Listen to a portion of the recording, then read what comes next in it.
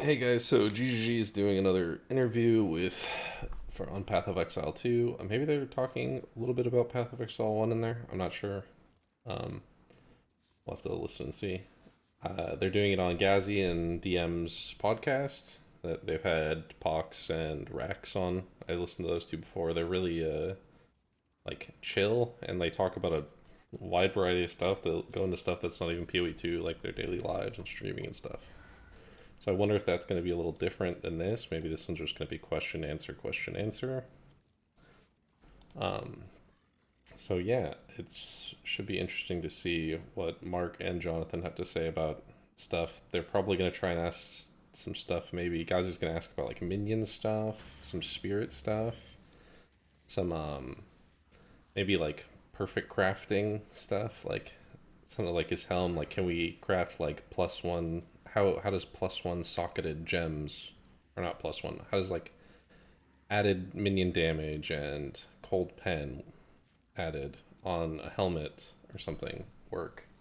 Since we don't link our jewels into our armor anymore, is it just going to be like +1 all gems? Since there's no sockets, that's going to be maybe you'll ask about all that. We don't really know about how that's going to work. DM might ask stuff about what's it, some more bosses. He likes bosses. He likes blight.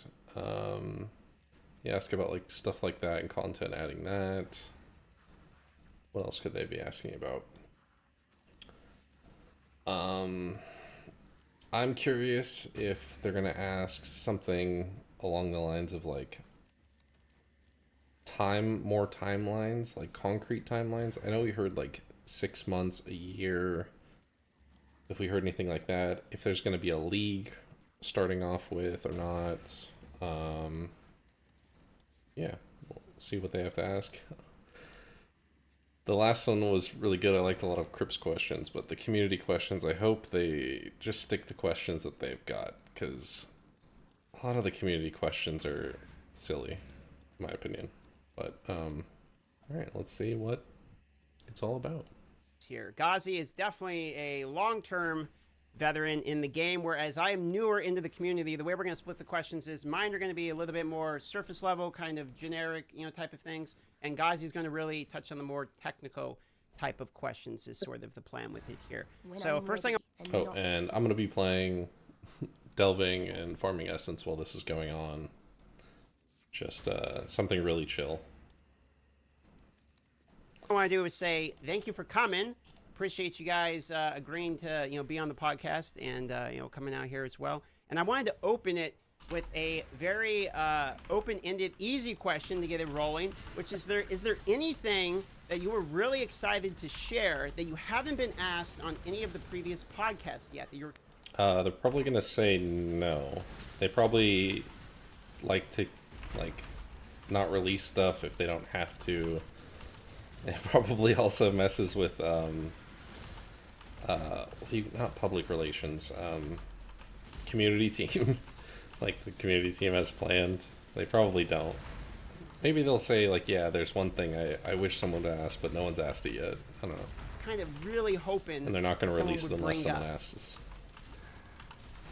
So honestly, like you say, it's easy, but I honestly don't know that it is, because generally speaking, I like to keep all of these things in our back pocket, to surprise people with. Fair enough. When things come up. So yeah, it's like it's sort of hard just to be like, give me an unannounced feature is effectively what you're telling me. Well, I'll go. That's fair enough. I'll go with one that I had off the top of my head then, which is that Blight is a huge favorite of mine. And I know some people really like it, some people don't really like it. I'm a big Blight enjoyer. Okay. And in one of your previous interviews with Crip, you mentioned that what you liked so much about the mechanics in the leagues is the ability to sort of change the way the game maps function. And I was wondering if you have anything in PoE2 that you wanted to share in relation to, is there any other features like Blight coming where they kind of fundamentally change the whole nature of the map? It's sort of like a tower defense mini game. Do you have any other of those types of plans for PoE2? So We probably, other than the ones we've already made in PoE1, we probably won't do any of those for launch in PoE2. But it's something that we're always going to be adding. Like, I mean, because once PoE2 is out, there's going to be the 3-month league schedule. We need to be adding these kinds of things at a fair clip. And whenever we're doing any of those kinds of designs, it's always like usually what we do is we tend to be like, okay, let's find some random game that isn't an action RPG, get inspired by that, see how would it look if we did this type of game in PoE. That's that kind of thing, and that's absolutely something we'll be continuing in PoE2, like doing those other kind of interesting game modes. Like you saw with Trial of the Ancestors, with like they've done. I know that when they were doing an interview with Tarky, it was Chris. Like, I don't know, was this last year, year before? He was talking about like Backpack Warrior, and that's where I think like Sanctum's relics came from, like putting in different relics in order. I think that's kind of where that came from. Chris got the idea there. He just said about auto battlers. They did what else? I don't think the last two have been anything to do with another game.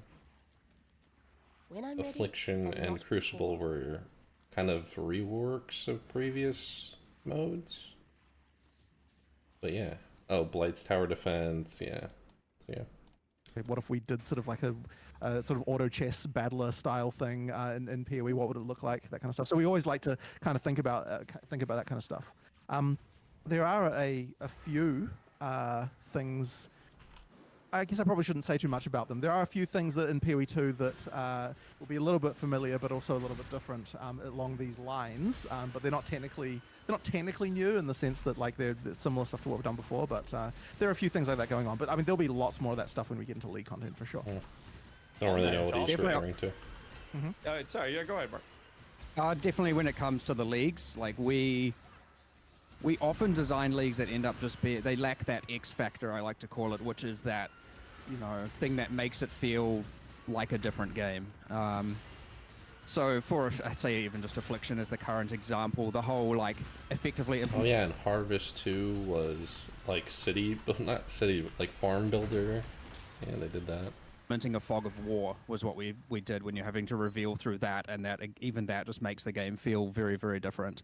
And some go a lot more far-fetched or out there. Going back to even Synthesis, where you have the whole puzzle board and you're putting pieces together. You've got the tower defense. You've got the. I mean, people didn't like the farming simulator that we did. Yeah. Well, I had a special place in my heart for Harvest, but people just didn't. Some people didn't like how it originally. Some people like it, but yeah, what we do learn from that is the more out there you go, the higher the risk, right? Like, hopefully you can get the more out there you go, the less likely you're going to have, close to 100% of people liking it. However, when those, what I like to find is when those things go core, they generally do a lot better. So when it's the league and it's in every area and it's something out there, you get very polarizing. Someone either loves it or hates it. But then when it goes core and then you can choose to participate in that, it actually is a lot better. So in the case of Blight and the tower defense, you're choosing to do that, and if someone doesn't want to do it, they just won't touch it, right? And that's awesome. And so having those different mini game modes where you get to opt in and opt out is like very important when it goes core. But yeah, it can be very hit and miss with the league and a bit scary. I think they kind of lost their way on this recently with a couple leagues. Like one of my favorite league mechanics ever was Sentinel. It was create your own, like, not even map, create your own, like, atlas of maps. I don't know. It was crazy. It was so good. So much customizability, so fun. It was very dangerous, which is why I think a lot of people didn't like it. Is you're basically making an expedition that, like, went on forever and ever and ever and ever. But, like, they didn't, like, what was it? Scourge League didn't go core. It got transformed to go core. Kalandra didn't go core. Sentinel didn't go core. Crucible didn't go core. Toda probably isn't gonna go core. The past like a year, a lot of stuff is kind of they finally brought back Ultimatum. But yeah, I hope that they just 99% of the community didn't like like how not Sentinel Synthesis League mechanic is. you don't have to play it if you don't want to, but we're gonna still add it because there's some players that do like it.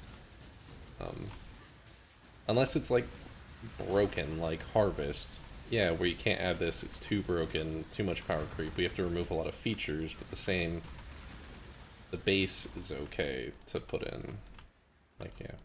But yeah, that's basically what I wanted to touch upon. Like, you basically covered that, Mark, with the hit or miss, the deeper you go into it.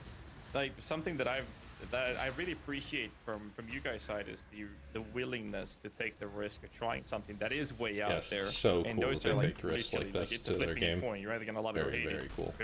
It's very few One that of the can best land in things about between. GGG. But something that I felt has been kind of lacking in the last couple of years have been this whole feeling for the league mechanics to be an ARPG mechanic, which I felt that the Affliction was. You go in, you spend very little time in the Wildwood, and then you go out, and the mechanic is now you're gonna kill monsters, you're gonna get loot for it, and Oh, Ghazzy is the opposite opinion of me. The auto battle chest, for example, these kind of approaches to the game just feels like you're now no longer playing an ARPG kind of thing. Is that something you take into consideration when you're coming into the implementation of new leagues in PoE2? I mean, we do have to care about that quite a lot, and in fact, this is one of the things that came up with Blight in particular, which was that when we initially were talking about Blight, we were kind of like, okay, the first discussion was, what if it was just straight up tower defense, you didn't have to fight yourself at all? But the problem with that, of course, is that, then it's not an action RPG at that point. So we do have to care about that quite a lot. But at the same they time, ended there up has to be a adding balance that because, into the Atlas tree. Like, that essentially is Blight now. At the You end of don't the day, have you to still want to engage fight with it at monsters and all. kill them and get loot, right? Like that's important. It's We so need to good always for make sure we're new maintaining characters that just part. getting the maps. But it's like, ideally we're sort of able to make things feel like something you've not done before, sort of outside of that. And it's interesting that you sort of say that we haven't kind of done that as well recently. Like, I mean, I guess if you look at something like Trial of the Ancestors, that definitely was a very different formula, right? Like that is not like doing that is not like at all what you do in the rest of the game. But I think at some point we kind of have to be able to embrace things like that, because otherwise we're just, when it comes to having interesting side content later, unless you kind of do something like that, I don't think it's possible to kind of actually get something that really makes it feel like another very different in-game system in the end. So I do think it is actually important to... Yes, Jonathan. I love that answer. Jonathan on point. We're going to do crazy shit. It's going to be crazy. Some people aren't going to like it. It's going to be wild. But it's going to be really good experiments. Because what if you get a mechanic that everyone loves? Like Blight. Darth is just creaming over there. Talking about Blight all this time. He's probably doing a Blight map right now. I guarantee you, flip on his monitor, he's doing a Blight map. To differentiate quite a bit in our leagues if we can. To follow up on that and kind of continue the conversation on league mechanics, you've mentioned in some of your previous interviews that one of the ones you really enjoy is Delve in particular. And I was kind of wondering, going into PoE2, from my understanding, Delve is one of the only infinite scaling sort of game modes in the game. I think it caps at 6,000 Near infinite, but I'm still learning that part of it. So, what is your philosophy on approaching infinite scaling content in regards to PoE2? Add more of it, add more of it. I think it's something that we definitely should have, but I don't think necessarily that every piece of content should be something like that. Like, I think it's nice to have a few cases like that. I do actually have a particular place in my heart for infinite maps. In fact, we were kind of, it would have been nice, and like we discussed, although probably didn't have time to implement in the most recent league, having an infinite map for the Wildwood instead of the way that it's done now, where it kind of, like, I would have loved to actually do that and you sort of explore around like a giant map. Just because that's my thing. And honestly, like, the reason why I mentioned Delve is because, it's one of my favorite things. I really love working on random map generators. And Delve is that would be hard myself to do, right? I just enjoy that kind of thing, which is why I like that. But yeah, as far as infinite scaling goes, I think it's good to have a little bit of that. I don't think it's necessarily good to have everything that way, for various reasons. That would be a little... I mean, they're GGG, they could probably do it, because Delve isn't, like, infinite in the sense of, like, I could keep running left forever right now. I'm on a map, I'm on a square map that... And if I leave it and come back to this one, it's going to be different. It's going to be similar. It's going to use the same pattern of, like, there's a line here and there's a line down, but it won't be the same mobs, the same layout, the same, like, textures or chests or rewards, I believe. So Yeah, that'd be pretty hard to do as with you said, Wildwood. resourcing. Affliction was at one point considered to be that you go into the forest and you explore the forest, and then when you leave and then come back the next instance, you're exactly where you were again, or you can pick a spot that you have revealed and you keep exploring, and it I is wonder an if it would actual be the infinite exact forest. same, Whereas or if it would just be obviously like that Delve, does where require a it's whole bunch of similar, but resources not we the didn't same. have at the time. But and as such, we just went with you're placed in a random position in the forest, so you still feel like you're exploring. But that would have been certainly an interesting take on it. And then you would have had a map, and you could have seen like how much of this infinite forest you're exploring. I mean, we've had league ideas that have explored an infinite desert as well that you explore and figure out. Like, I mean, it comes up from time to time for sure. But they are certainly a lot more intensive, at least from a programming standpoint, to implement. The one thing that's kind of important, though, when it comes to any kind of scaling content, is there's always has to be an economic cost to allow for it. Because if there isn't one, then that will mean that players will always choose the hardest thing they possibly can. And if there's no economic cost, they will then always choose the thing that's harder than what they can handle and then feel like the game is too hard. And this is actually a problem, by the way, that the current league suffers from, I think, quite a lot. I think it's like, if we were doing that again, I would actually make it harder to get as wisps as you get in order to make it so that, like, effectively, like, it's harder to make it hard. Because, like, I think right now it's too easy to make it hard. Like, what in theory, what people should do is, like, I mean, like, not that they give you this option, but in theory, what people should do is kind of bail from the content earlier when it's at a difficulty level that's actually acceptable for them. And effectively, what we did there, not intentionally, was make it so that you can make the game harder than what you can handle. And in fact, the entire philosophy behind the in-game map system was originally designed around this idea. Because this is just getting some random off-tangent history thing.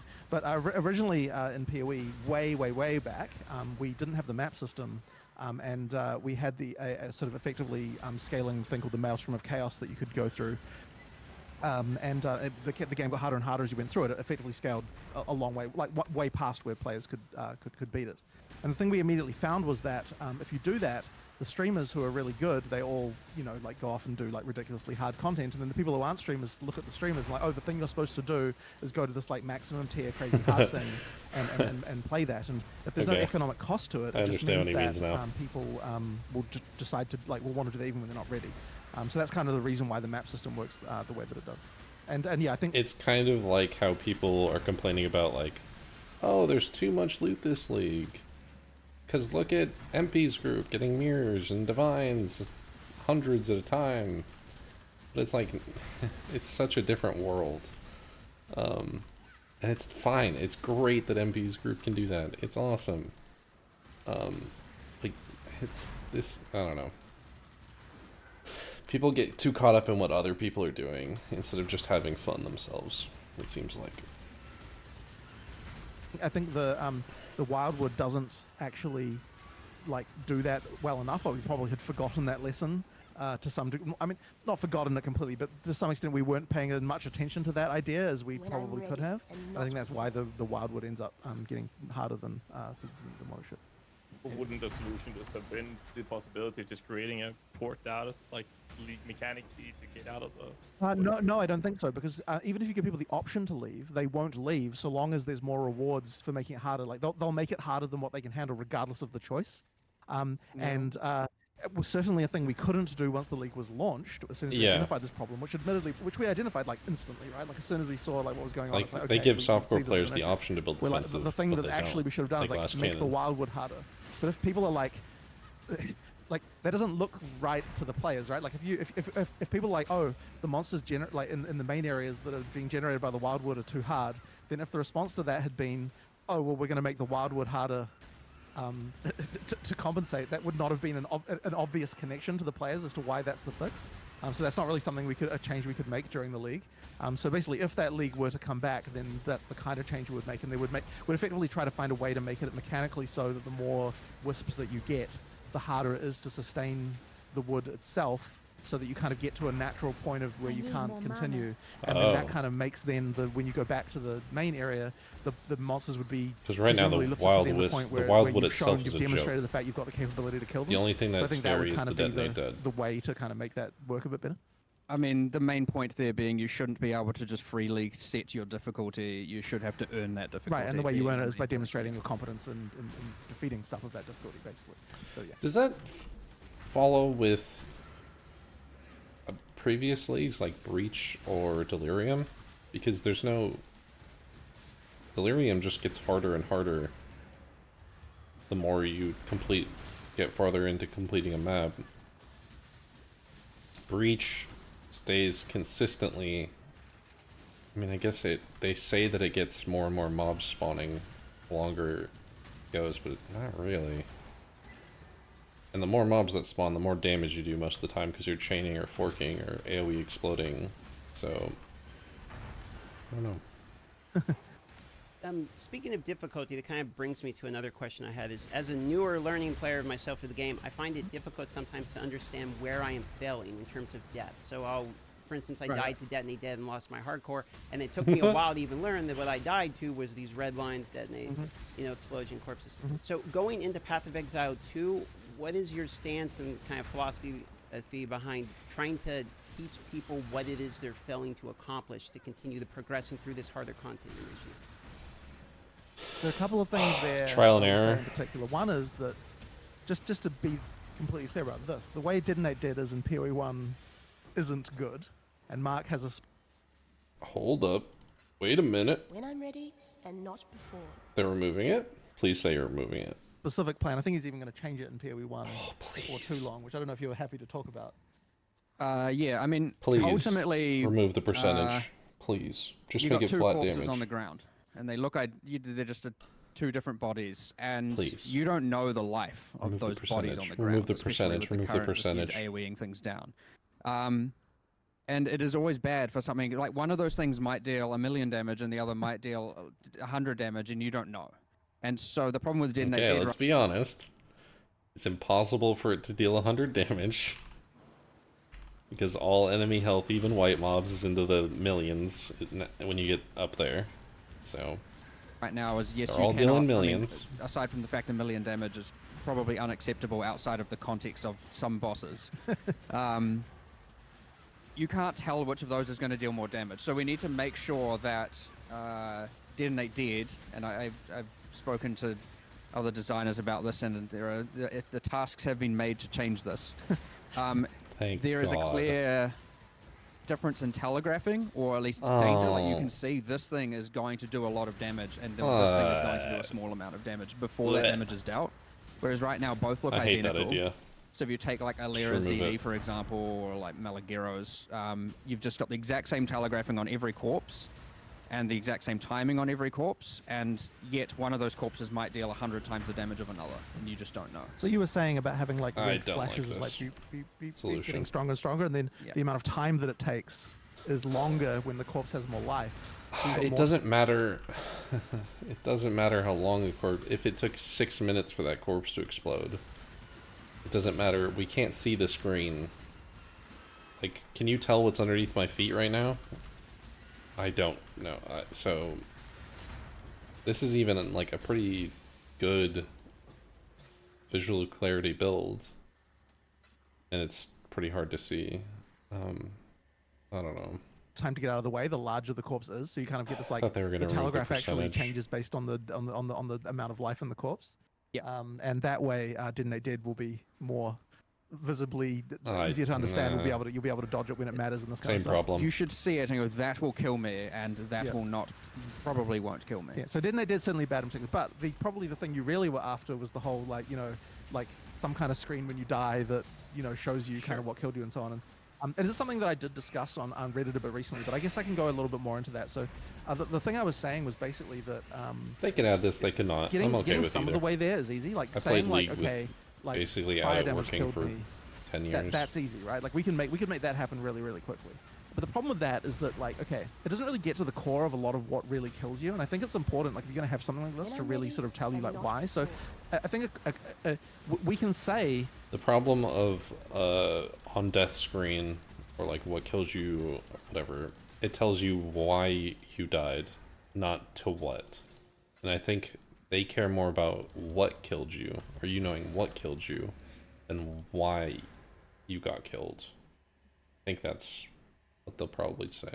Like, yeah, like fire damage killed you. We can say, like, we could even say with more effort, I think, we could say, like, the skill of the boss killed you, right? But I think that's sort of fairly obvious as well. The harder part is, okay, shock is what killed you. Because, like, when shock is on you, obviously, you take more damage, right? How do you express that to the player? How do you let someone know that the shock that you had on you was responsible for a certain percentage of the damage that you received? Why is it dangerous? And like what you'd want to say, like an ideal death screen, if it existed, would be like, okay, this debuff was responsible for 20,000 damage or something like that, you know? Like this like it actually would say that, but we don't have an easy way of tracking that, and it's like the whole that is coming up with a way to kind of like to assign damage correctly to different kinds of effects like that. Is quite a big one. It's not impossible. Obviously, we could do it, but it's just a question then of development priority. Like, it's something that I'd love to have, but I think it's something that is probably like not quite good enough. But I do appreciate one thing that I had seen a suggestion recently that I quite liked is that when you die, it would be good to preserve the buffs that were on you so that you can mouse over them and see what they did. I think it is a good idea. That's a good idea. And it's not a suggestion that we've implemented yet, but it's something that I saw suggested, and I think it's a good idea. So that kind of thing would be great. So that's basically one freeze thing to time when you die. And then there's been a few people sort of suggested, hey, what if you just dumped what information you do have into the client log, and then people can make some tools if they want to around that stuff, which I don't love as a solution because it's kind of like, like one day I hope we can do our job properly and kind of get a proper thing like this in, but like sure, as a sort of quick thing to do, that would probably be easy. So it's the kind of thing that I could see us doing as well potentially. Yeah, I'm curious if you guys have any other things about, like, you know, mechanics that you particularly we don't found, need like, more that were third-party killing programs. you that you didn't feel like as much as it would probably enough, work like, and it would be flawless. A lot of the times it can come down need to more individual third-party things, like programs. just like, okay, like Didn't I Did, for example, really is like that's not good, right? Like that's a thing that we could definitely make better. There's ways to make it better without necessarily having to make a death screen. You just literally, I mean, people will understand what Didn't I Did is if you got a like like glowing corpse, you know, flashing there. You're like, it's pretty obvious to get away from that thing. You know what I mean? Like that kind of stuff will help. So yeah. I got 3 things in this I'd like to talk about or mention. I think the death recap first off. Like I understand. What's happening like, with there might not Ghazzy's be the camera? ways Why has he to- got like a white easy way blinking to line implement around the him? proper death recap, but giving us the information, or His green more screen or importantly, blue screen giving or you a whatever newer is player the information tripping of what out. type of element killed them, will at least give them some sort of pointer. Because sure, they might not understand that it was actually a lightning blast that killed them, not a firebolt. That's fine. But if they go in and they die 600 times to that, they will eventually figure out that, you know, 600 or 500 of those deaths was actually to the lightning, not the fire, and they'll look at their lightning defenses. So that's at least to some degree helpful, even if it is because of debuffs and whatnot, which comes into the problems with the UI, forcing us to look at one side of the screen to see what debuffs we had, no time to scroll our mouse over to see what it does, and then look at our HP or we're dead. But taking that aside, I think that just having that kind of access would give us the possibility to, at least to some degree, for newer players, figure out what it is that actually killed us. The other part had to do with DD. The other 2 questions, rather, the statements. Say First remove one is percent. this Say remove DD, percent. Visual improvement. This is planned for PoE2, and then you also want to have this in PoE1. Is that how I understood it? Well, that was mainly for PoE1, but yes, both. And not for player DD, of course, because that obviously doesn't have the telegraphing. It's instant. But yes. but actually the changes are going into PoE1, and PoE2 will probably inherit. I mean, that, to be fair, actually more on that. I actually am not outside of specific bosses. I'm not a huge fan of a lot of. Well, there were some mistakes in the league, in particular with, like, there was that stag monster that charges and creates volatiles off the corpses it charges over. There was What the mob is green that? caustic cloud volatiles. Like, that should not have done corpse damage as it was charging over them. There wasn't even any telegraph. You just died. Oh yeah, I think I remember and then we seeing obviously something hotfixed that in and removed about that. That was just a this. straight up mistake. And sorry, Quinn, for your death. But Quinn there died to are. this. Maybe that's where I've seen it. There are certainly cases in where they're doing corpse percent life. Oh, and they just should yeah, not be his doing first that. death, right? I think The in the original case of one? like Yeah, Alera, yeah, and I I think remember. when you get twinned and one Alera can blow the Alera up, I think that's very cool. And I think I don't things like like that. It this. should stand. But yes, What there are certainly a killed lot. my Of last issues. There are. I wouldn't say a lot. There are probably character last- more context, and I'm it's going such a to good audit them character all. last league. And where corpse life is being And Alera used, where fucking it probably detonated shouldn't herself. be. But either way, in the cases where it is going to be used, we will do the telegraphing. Not herself, just one of her companion so bosses. On the topic of clarity or visual clarity, telegraphing, we got to keep in mind, and I feel like this is something that's been kind of forgotten in many fixes and implementations in PoE1 consistently, which I hope is not going to transfer into PoE2. We're going to try to stick to PoE2 topic here. But I do want to point it out that PoE1 is... Yeah, they've talked a lot about PoE1. They haven't really talked about PoE2 yet. So I thought this was going to be a PoE2 interview, but they've... 20 minutes in, we're only PoE1 so far. That's kind of interesting. Currently played in a way where the more you see on the screen, the worse your build is. So if you actually have visual clarity, you can be rest assured and That's not guarantee that your technically build is true. absolute dog shit. The It's kind less of you true, see on the though. screen, the better your build is. And the less you see on the screen, the less you'll see these well-telegraphed things like DD and whatnot. Because that just means you're not AoEing enough. There's not enough effects on the screen for you to clear effectively. So DDs are super hard to see, and there was a lot of changes with the Volatile Dead before they were actually visible. Crucible I think is another volatiles are example pretty with easy the to see molten now. thingies that flew after you. You had to make them, I think it was 2 or 3 iterations of that before they were actually somewhat visible on top of the massive cluster that was happening on the screen with effects flying around, not to mention the bloom issues. And if that's, we don't know how it is to do the endgame of PoE2, but if that's the same kind of approach with the way we're going to be clearing enemies with a lot of fancy effects, add a bunch of MTX on that, the FPS goes down to single digits, and then we stay away from these so-called well-telegraphed abilities, what's the plan to fixing those problems in, I guess, both PoE1 and PoE2? Because I think that's It's an okay question. especially if A little you and your aggressive there, players buddy. are A supposed little to see aggressive. these things. Calm down. Yeah, well, it comes down to effectively just making sure that you know that you're not necessarily He's just incentivized like, we're working to go on it, okay? to the We're point trying where to you've do got, our like, best, ridiculous amounts okay? of Get off our things, back.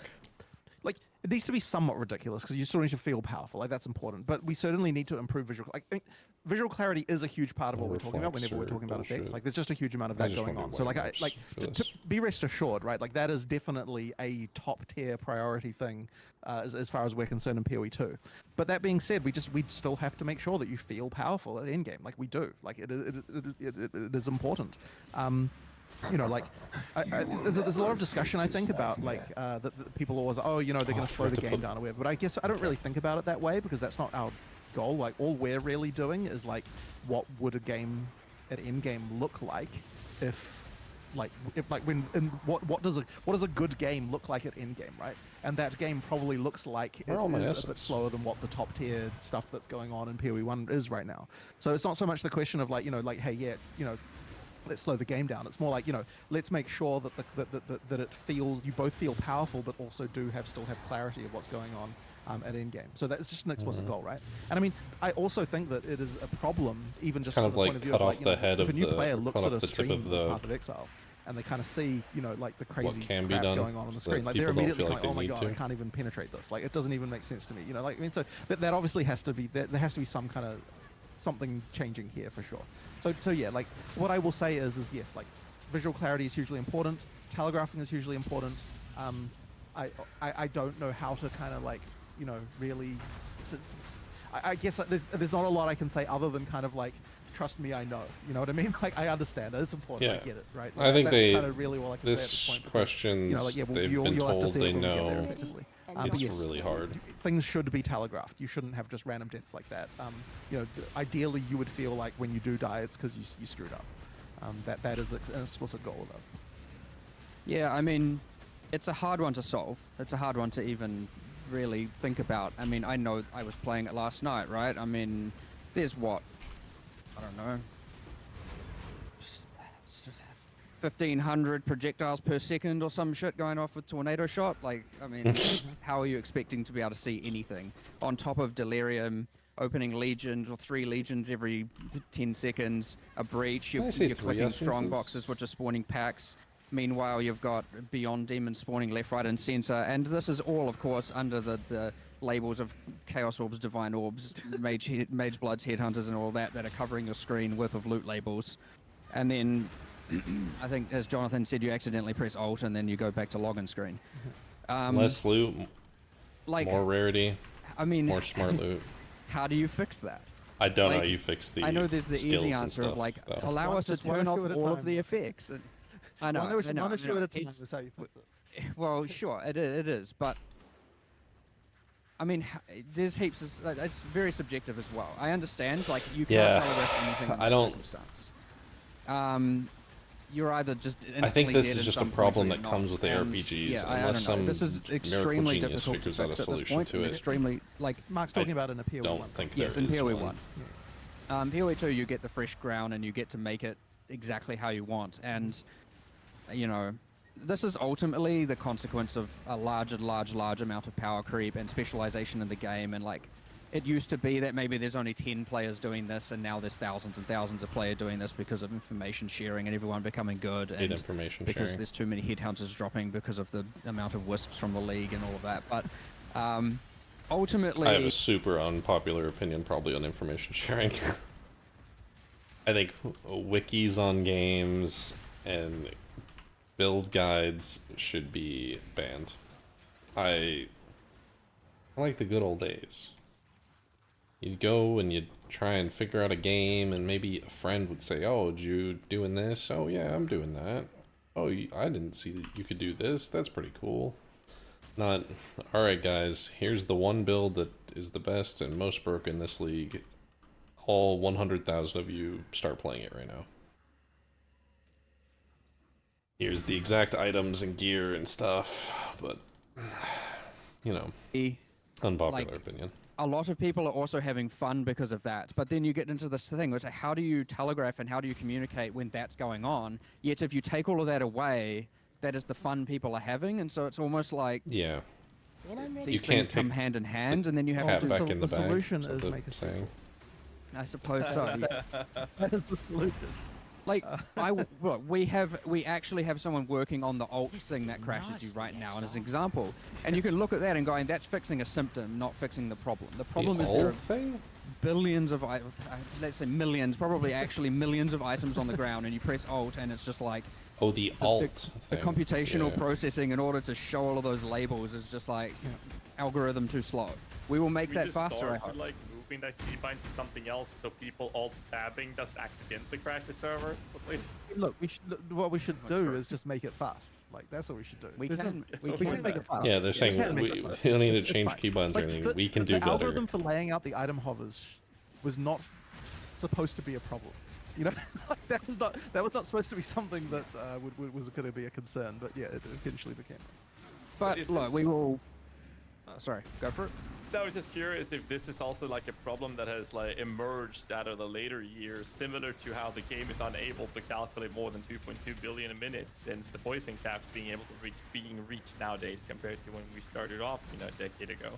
Yeah, they're just limits that we reach. I mean, look, so the algorithm, to get technical and computer sciencey here for a second here, the algorithm for laying out item hovers is not a linear algorithm. It is a super linear algorithm, which means that the more hovers there are, the longer it takes to calculate each one. And when you've got an algorithm like that, it breaks down at some point, right? Like, so yeah, that's the issue. So we'll fix that. But anyway, side note. But yes, the cap you're talking about is literally just like the you know, like 32-bit number cap, and the reason it's the number that it is because I believe that we store it as like damage per minute. Is that that's right? There are actually ways to deal with that. Like life, for example, can scale above. Got another one can for scale you. higher than 4 billion, right? Is there not a fix to that? Yeah, I think we did something where we like had like 2 stats for life, so that one can be like the overflow of the other, like something like that. So yeah.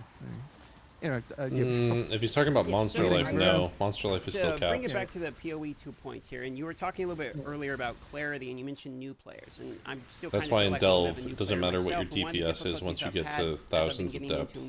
All bosses take the exact same amount of damage. And how like armor works and how evasion works, etc. So I'm wondering, when we go into PoE2, is there any plans in regards to maybe a little bit more detail in defensive structure, particularly? Like when I was looking at armor, it says, well, this reduces your physical damage reduction, but then, you know, I have a million people in chat spamming me, well, that's not really the way it works, and I gotta kind of trust somebody else to teach me it, in other words.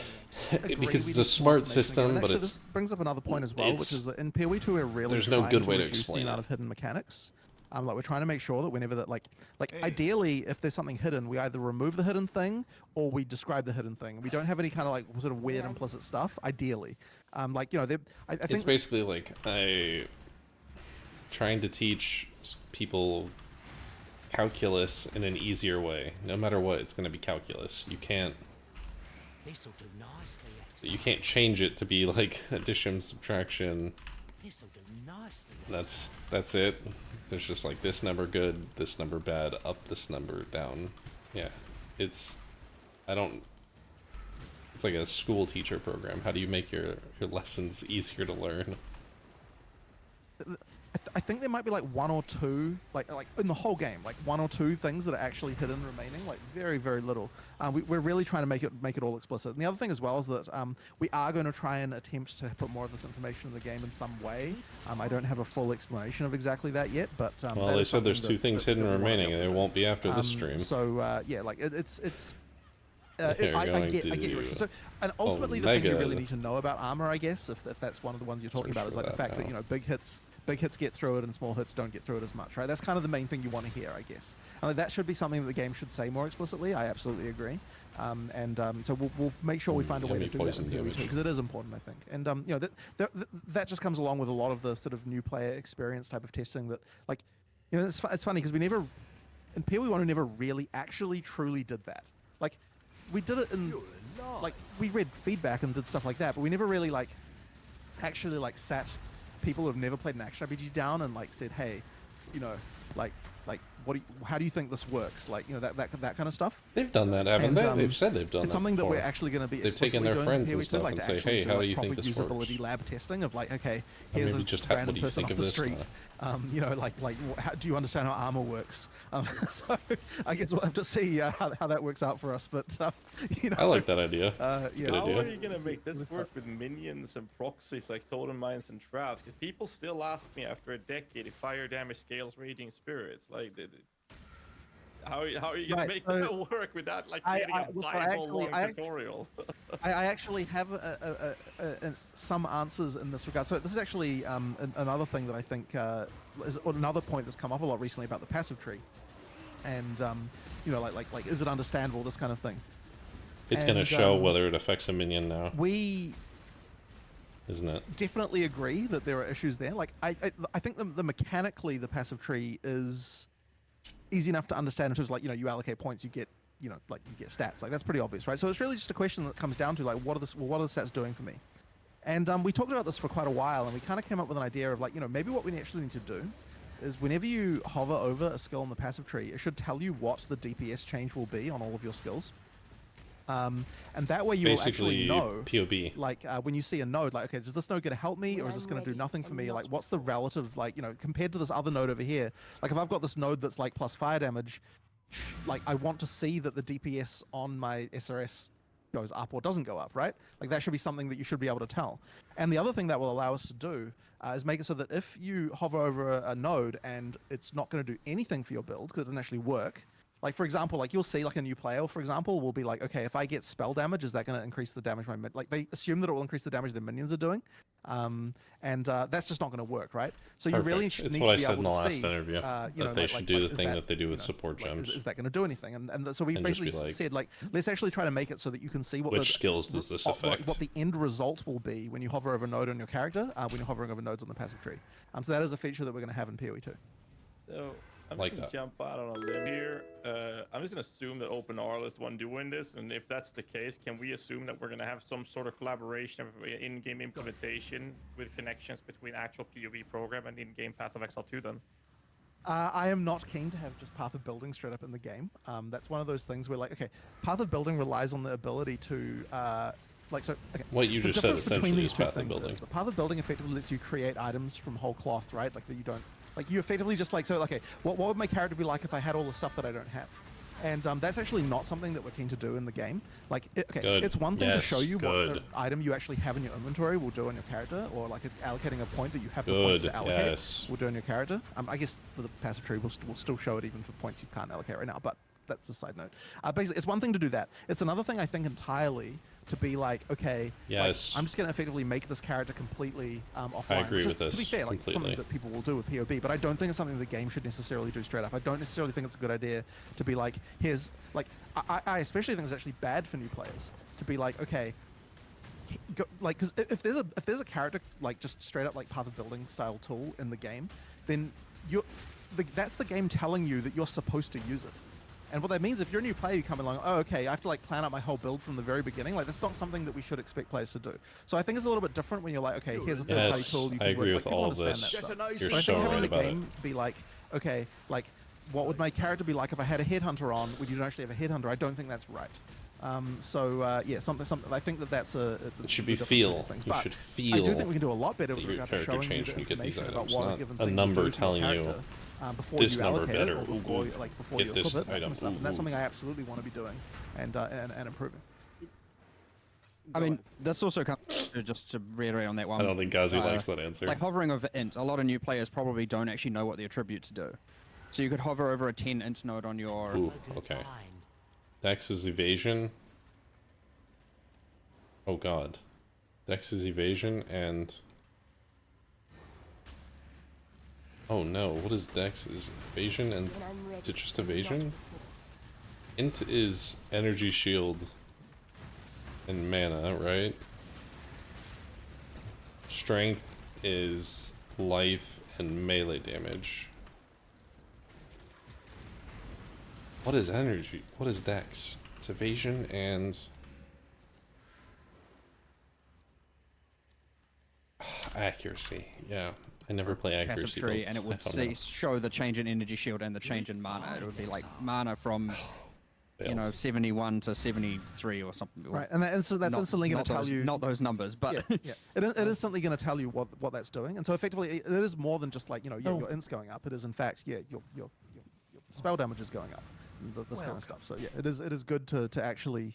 and it is very important to explicitly say when it isn't going to affect anything. Right. Because if it says nothing, you'll assume spell damage still affects your minions, or your fire damage still affects your raging spirits in that case. Whereas if it specifically says this does not affect your skills, Right. you will then know, okay, this is not a node I need to be taking right now. Yeah. So this means that tooltips in PoE2 will actually be active. I mean, Ghazzy, why that's so a rather aggressive? inflammatory way to say something, but sure. I Why guess so that would be my aggressive, hope, that in Ghazzy, this general whole tooltips will be interview? accurate, yes. Because I mean, you spec 10% minion damage, and you look at your SRS tooltip, it ain't gonna tell you shit. So I'm just asking. I mean, yeah, we'll definitely fix that particular problem. So I Ghazzy's find been the so answer is aggressive. particularly interesting when you're talking about how the lack of something in the game can actually make the game better. It's specifically when you're mentioning POB. So I'm wondering if this comes from a mindset of what you want is the wonder of acquiring a new item, and what this new item I just got is the experience of the game, and what is this going to do for my build, instead of pre-preparing in your head that these are the items I need to acquire, and then you're going out sort of like a grocery list and, oh, I got that one, check mark. You're instead kind of incentivizing people to be excited by each drop as compared to preparing ahead for each drop. Is that what I'm hearing? Well, I guess what I would like to say is that at least the game shouldn't take away your ability to play that way. I understand, of course, that there are going to be people, like many people who just like, they want to look online for a build guide, they want to follow that build guide, and that's how they find that fun, and that's fine, right? Like, that's absolutely fine. If that's what you want to do, that's fine. Sorry, I'm saying that's fine too much, but whatever. All good there. But I do think that it is important that the game not sort of allows you to have that organic experience of just playing it and discovering things. I think it's important that the game doesn't take the mystery out too early, as far as that stuff goes, and that's why I think that's why something like party building just can't. I wish the community would understand that that's a really there are a good few other thing, things like this where, like, okay, so I don't think anyone this thinks is a it random one. is. A lot of people have asked us. So in we have like we made a system. I feel like one of the only while people back, that agrees with which will GGG on this. We probably will put this in PoE2, where you can get a file, like a build file, and import it, and then it will like highlight the nodes on your tree that you're supposed to. It's like a plan for what to allocate. And this is the kind of thing where, once again, I'm fine with a feature like this, so long as a new player doesn't see that and is like, okay, well, I'm expected to like plan my whole build now. You know what I mean? So like, this is the kind of thing where like, I'm cool with the idea of like, if you've got a build, you can export that, and then if you go Build to a guides website should be and you, for like, download this file and then like players who have played for hundreds or thousands of hours. But I'm less fine with the idea that just immediately, like, you're like, okay, we're gonna give you a tutorial on like how to pre-allocate skills before you've actually, before you've actually got the point. Yeah, build guides should be for like players who have played hundreds or thousands of hours, and they're looking to do some end game content that they can't quite do on their own. They couldn't quite figure it out. Not for, hey, you've played Diablo 4? Alright. So here are these apps that you have to download. Here are the filters you have to download. You have to go to this guy's website to find this particular build guide. Oh wait, before, what do you actually want to play? Oh, it doesn't matter. This is the best build for this league. You should go here and play this. You'll have a good time. That's why I think a lot of people are starting to like the people... Oh god, I can't think of their names. The channel that's doing... There's two of them that are doing... Diablo player plays Path of Exile for the first time. Oh, one of them did start using a build guide now, though, the Bleed guy. But, they were like, oh, we're just gonna go in, see if I can figure it out, and get through it. And it seems like they're really enjoying it. It seems like the community's really enjoying it. As much as the comment section on those videos are, like, dropping 3 paragraphs from the wiki. I don't know. It seems like people just want to have the game, someone play the game for them, and not play the game and figure it out themselves, which is sad to me, I guess. I don't know. Like, I just picked up Kingdom Hearts 3. I'd never played it, so I was gonna play it. I'm not gonna go look up a build guide on what's the best thing and keyblades for Sora and how to get through the, I don't even know what you would call it, the worlds faster, and it seems such a weird issue that only Path of Exile has. You wouldn't do this for any other game ever. Not even really in Tarkov, like Escape from Tarkov, playing that, don't go and look up what's the best gun builds. Some people do, but most people just play and use what they have, and they kind of build off what they like and their favorite things. It seems like PoE2 or PoE is like kind of lost the plot on that, and they're just like, this is the best thing, do this. These are the most efficient things.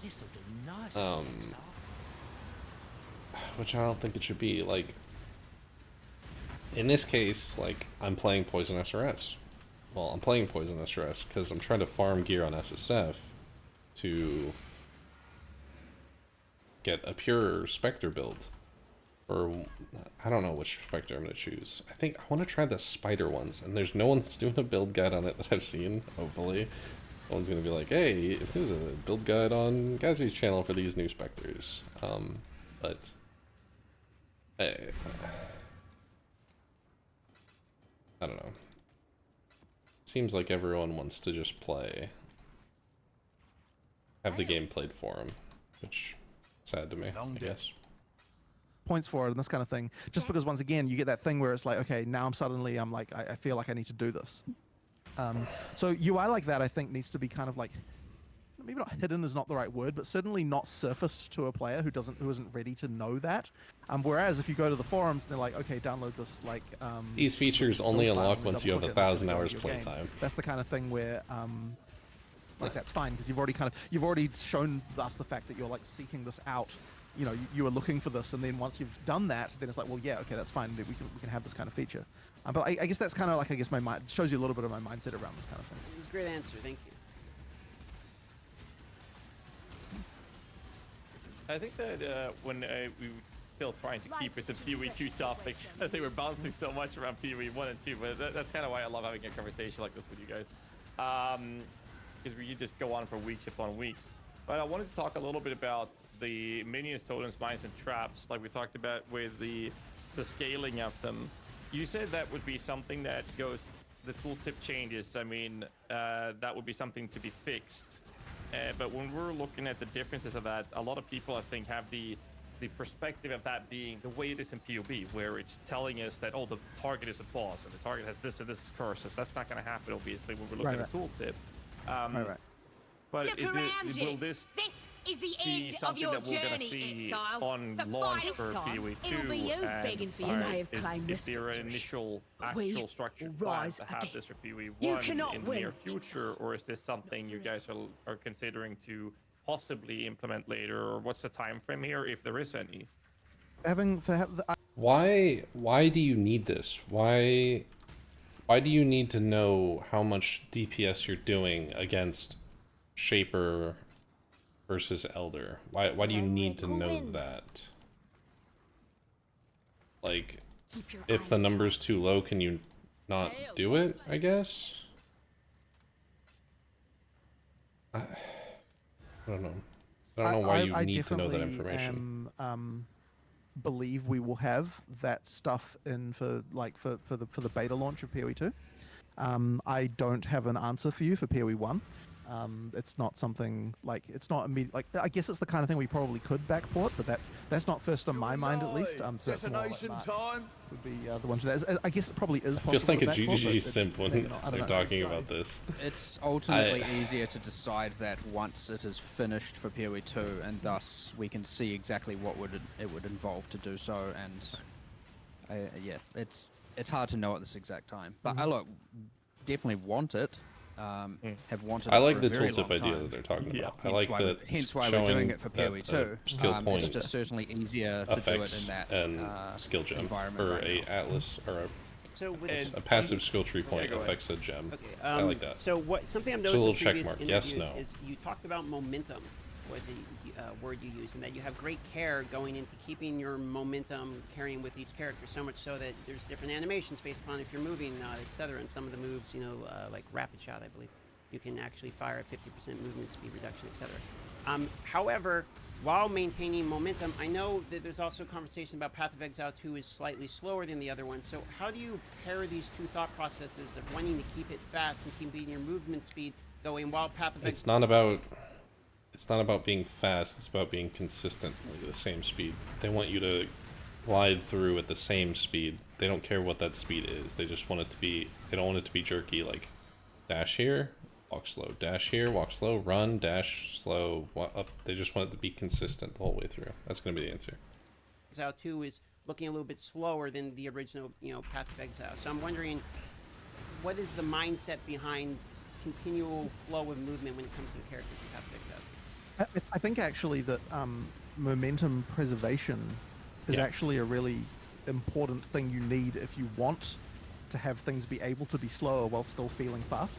Like it's one of those things where one of the things in PoE1 is that okay, if you have an attack that's really slow, it feels like garbage to use. And part of the reason it feels like garbage is because you don't have the momentum preservation. Like that kind of thing really helps. Like when you're doing a melee attack, the whole like full stop then attack thing just hate totally the means jerkiness that, of it.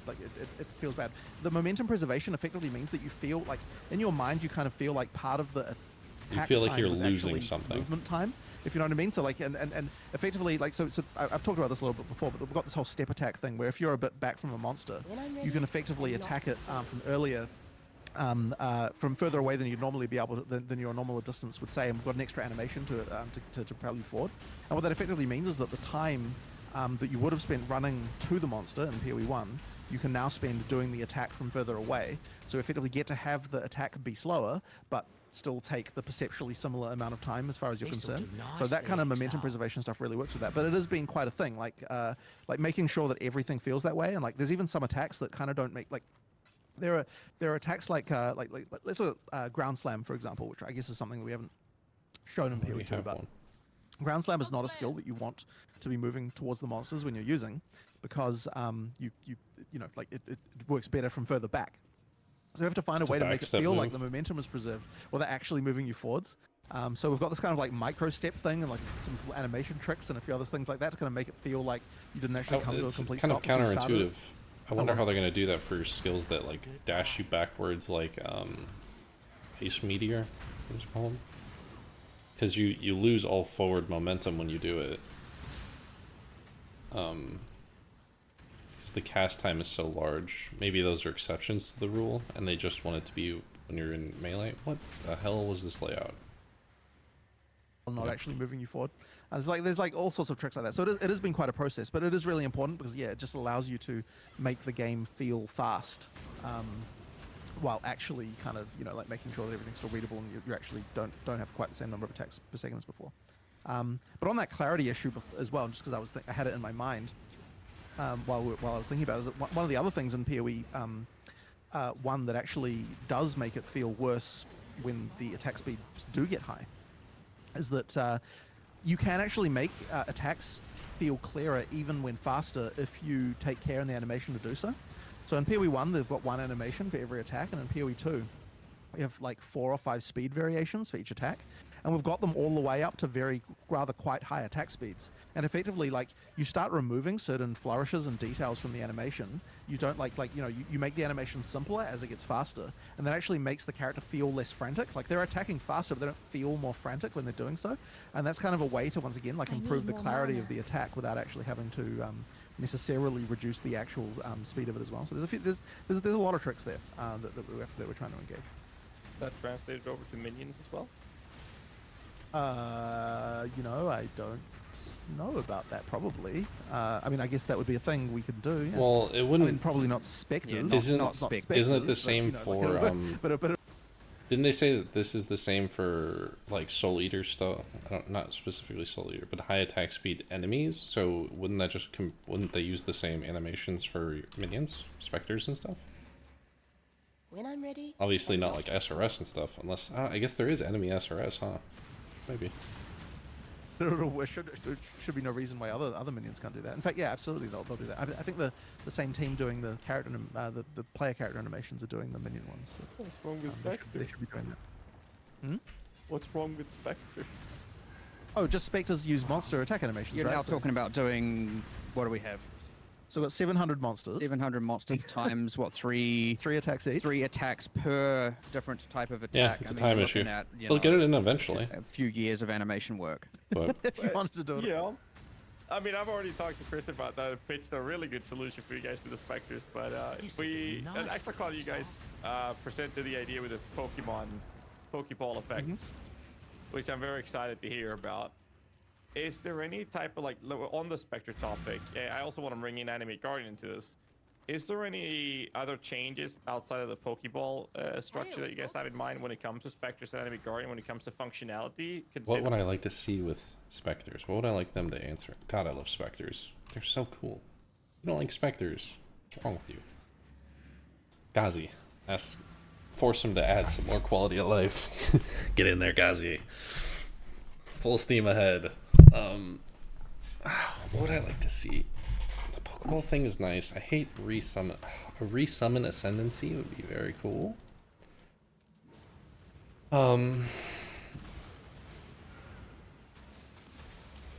think like trans gems for like Spectres and like they only use attacks. They only use their spells. Like they won't use their default attack. They won't use their spells. You could do one or the other or something. That would be cool.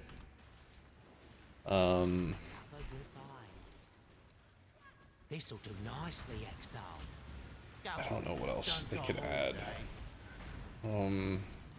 Boss Spectres, always cool. It's cool that we get the Hydras. Considering how complex and extremely anti-new player friendly both of these type of abilities are in the game right now. I don't think Spectres need to be the most new player friendly skill in the world. Yeah, like that's it's the fine. kind of thing where, like, you know, it's sure it matters, but I think that it can be something that is one of those things that can be a bit complicated. I mean, inherently, just the fact that it's by default, you can't make it new player friendly. You just can't. There's 700 monsters that all have 5 different abilities each. There's what possible way besides having a green number that shows their damage in the center of your screen could you possibly do? During a monster immediately, like, you know, the possibilities open up hugely there as far as what can be going on. But there will be more changes than for sure. Especially, I mean, obviously we haven't talked about Animate Guardian at all yet. But we do have plans for Animate Guardian. I don't like the way that it works now. There'll be a new way. Spectres, we talked about the whole Pokeball. I think Animate Guardian's going to use the gear that you have equipped. It's just going to be a copy of you. I think that's what they're going to do. It's going to be a copy of you using your skills or something. That's what I think. Idea for that, which we're or doing. It'll use your secondary item slots. Yeah, it'll probably use your secondary item slots. Or something. Oh, man, no, because it only stops your weapon, not your gear. I don't know. I think, in fact, we've got implemented already.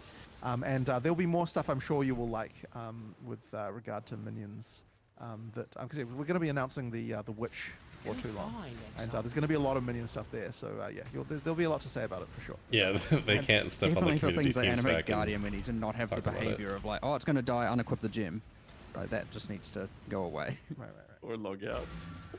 Or that, or yes, or log out, I suppose. But yeah. Well, you can't do that To anymore follow in up PoE2. on one of the points when we were talking about attack speed, and you mentioned some of the ways that you can make the attack speed, look faster is by adding different animations or removing parts of it, and effectively, telegraphing that information visually a little bit more. Has that process influenced at all development time when it comes to things like the artists making these actual animations? And have you found that being any impact with development going forward as you're continuing to create content? Are you having to make multiple animations for each one of these? How's that been on the development side? I mean, it takes time, but the rigs we have in PoE2 for the characters are so much better than they were before that making I've seen what they can do. like 4 or 5 animation speed variants for an animation in PoE2 takes way less time than it would take to make one animation in PoE1. It's basically when I started learning like animation, 2D animation, it was you have to draw every panel. You have to draw every panel.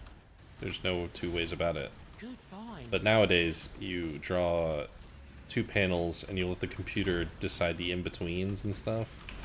You can put 3D rigging onto a 2D animation and just move like key points and it will change all the in-betweens. Oh, it's so nice nowadays animating. And especially with 3D models. Oh man. So nice nowadays compared to 10, 15 years ago with technology that they were working off of. On the old rigs, like it is just a massive speed improvement. Yeah. I mean, the other thing as well is that our lead player character animator Ed is just really good at it. It's like he can make that stuff so fast. It's honestly incredibly impressive. But yeah, like certainly we do have to care about this because Damn, I wish the I amount of lived animation in that has New to go into a Zealand. single skill is I quite could have been this quite guy. high. I could have been that guy doing the but player you honestly models. have to do it to make them feel good. Like the level of quality for a player skill is so much higher than it was in PoE1 that yeah, it just takes there's just a lot more going on with that stuff. And I think the other thing as well, even for boss skills and stuff like that, there's a lot more care being taken these days than there used to be about making sure that like the skills all like respond correctly to like weird stuff happening.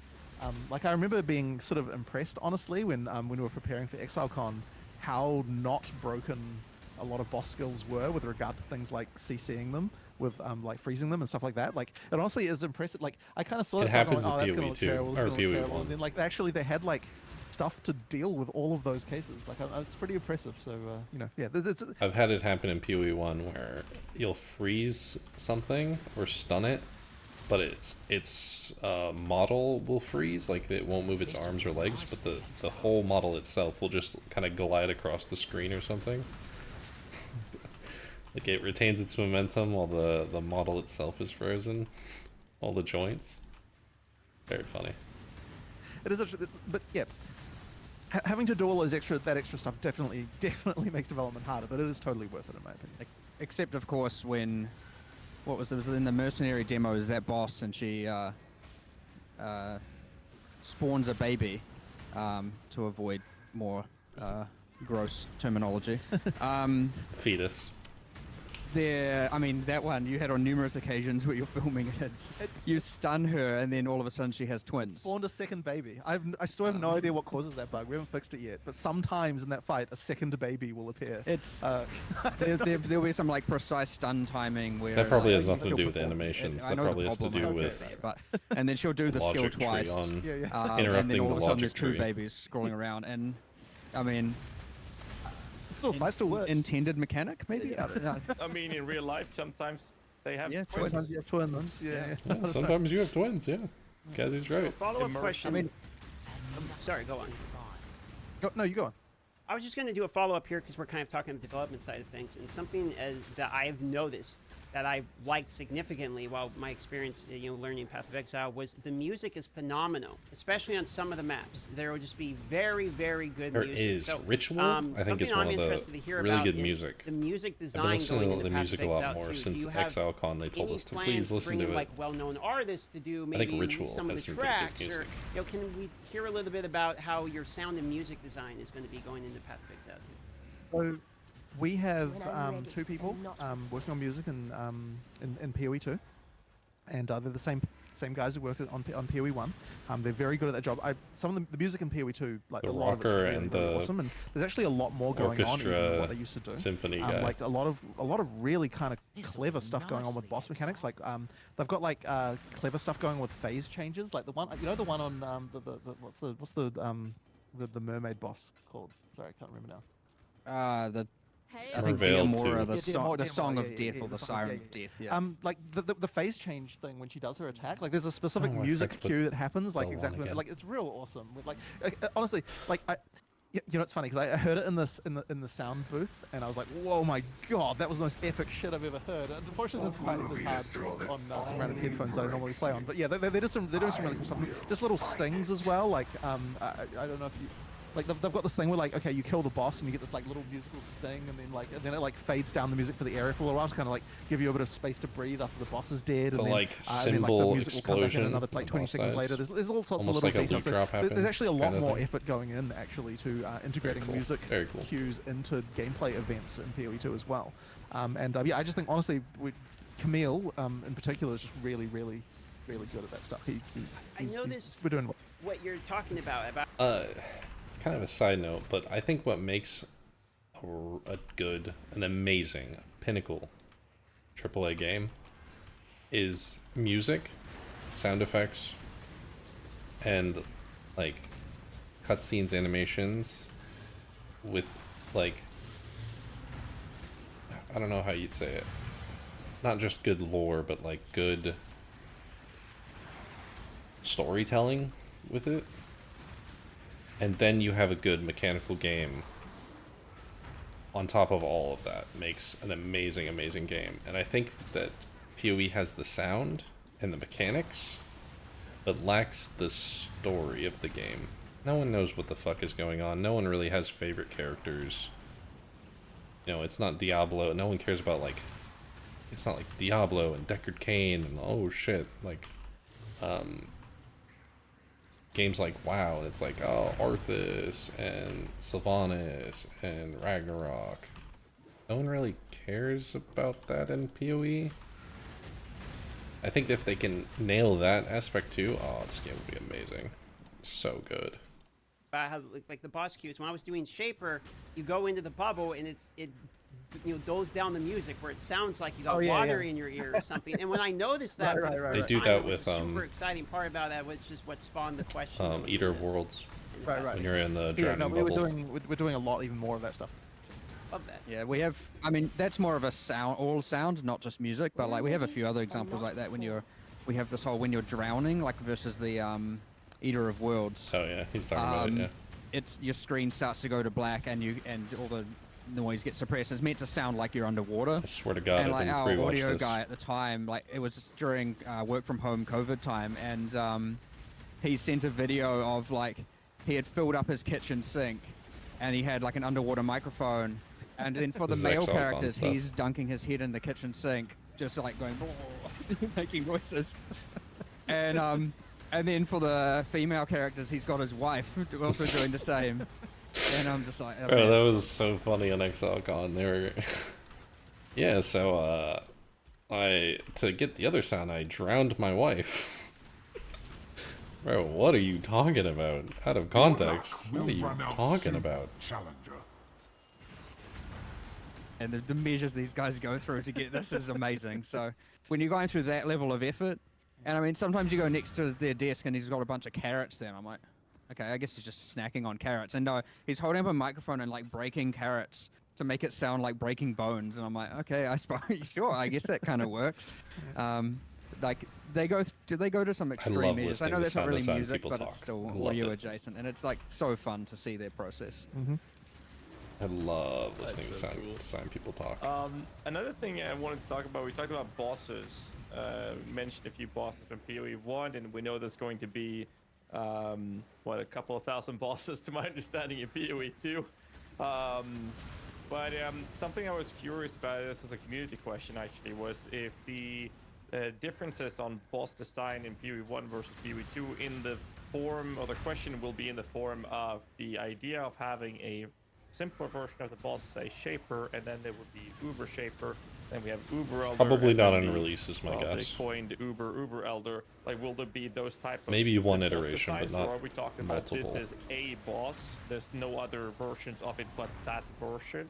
And if you want to fight something hard, it will have to be a separate, unique boss fight, or are we talking about different levels of a difficult? Uber was a response to power like, what's the creep, plan there for not PoE2? because it was. I mean, the short cool answer idea. is yes. Of course, there will be Uber content. There will not be, or Uber boss content. There won't necessarily be one for every single boss, but I mean, maps. In the context of PoE1, it's hard to envision this, but in PoE2, like maps, technically they are the bosses from the campaign with slight modifications or in different contexts and extra skills and stuff like that.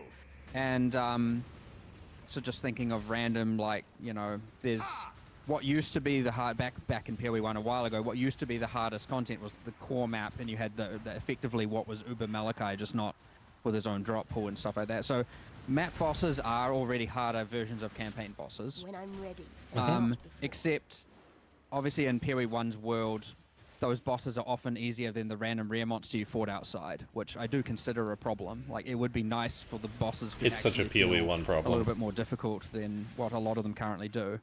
Such a PoE1 However, problem. when we're actually talking about things like Shape and more pinnacle content, yes, like the Uber content is great. Personally, one thing I don't like, and I know this is a bit adjacent as well, is that the cost for accessing Shaper and Uber Shaper are identical, which means if Uber Shaper's drop pool is better, the cost of getting to Shaper is always going to be based around the rewards of the Uber content. And so people wanting to do non-Uber content now have to pay more money to get access, or in a trade league world. And I don't like that, and I do want to change that at some point. How do you change that? So you basically have to remove it from the Atlas passive tree, which there won't be one, PoE2. You just make it a different currency that drops? Different tokens? I guess. But then you're no longer running normal Shaper to... How did I just get it? Didn't I just click on an essence? How did I just get in the Wildwood? Okay. So I was very confused for a second there. Anyways, people won't be farming Shaper to farm his items. They'll be farming Shaper to farm his Uber Shaper shards, which I guess is okay. Why isn't this ending? Let me out of here.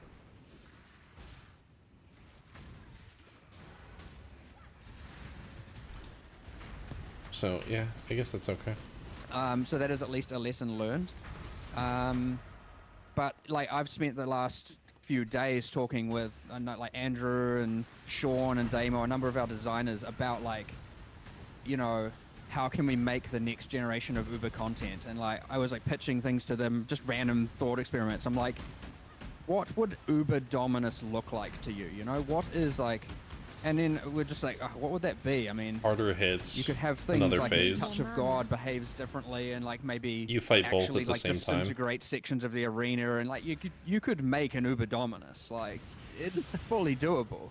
One that is equivalent or at the same tier as the current Uber X-Arcs. It's and always raining Cirrus, blood, etc. Like, and that can be done with probably minimal you have to work, dash to be between the perfectly protective honest. So zones. these are just thought experiments. Again, I just go in these random... I'm playing the game and I just go on these God, I random, would love like, to work on this What game. if we did this? And like, just see where it goes. And I would so, love to be in that yeah, I room. want even more Uber content in PoE1. Designing those things. God, that would be so and cool. obviously, we want to see a lot more of that going into PoE2. And I mean, all the way back to Adzeri, I think, was our first Uber boss. I mean, that's, you know...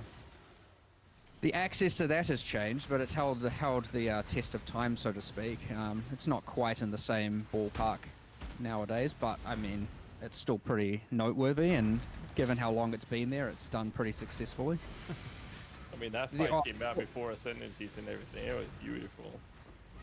One thing I do want to make sure, though, going forward is if we distinguish, I want to make sure that the Uber and non-Uber content, they can have, like, for example, with Elder, you can have the Watcher's Eye and then the 3 modded Watcher's Eye, or a higher chance for Watcher's Eye, or say Forbidden Flesh and Flame, you can have the higher chances. But I would want them to have completely distinct unique item drop pools going forward, as opposed to, like, an overlap. I would want it to be, and at the same time, make them not require the same cost to get it. So that way you're not that would farming be a for both. goal You're if we were farming to for design one or the any other going further. item. Just thinking about it now.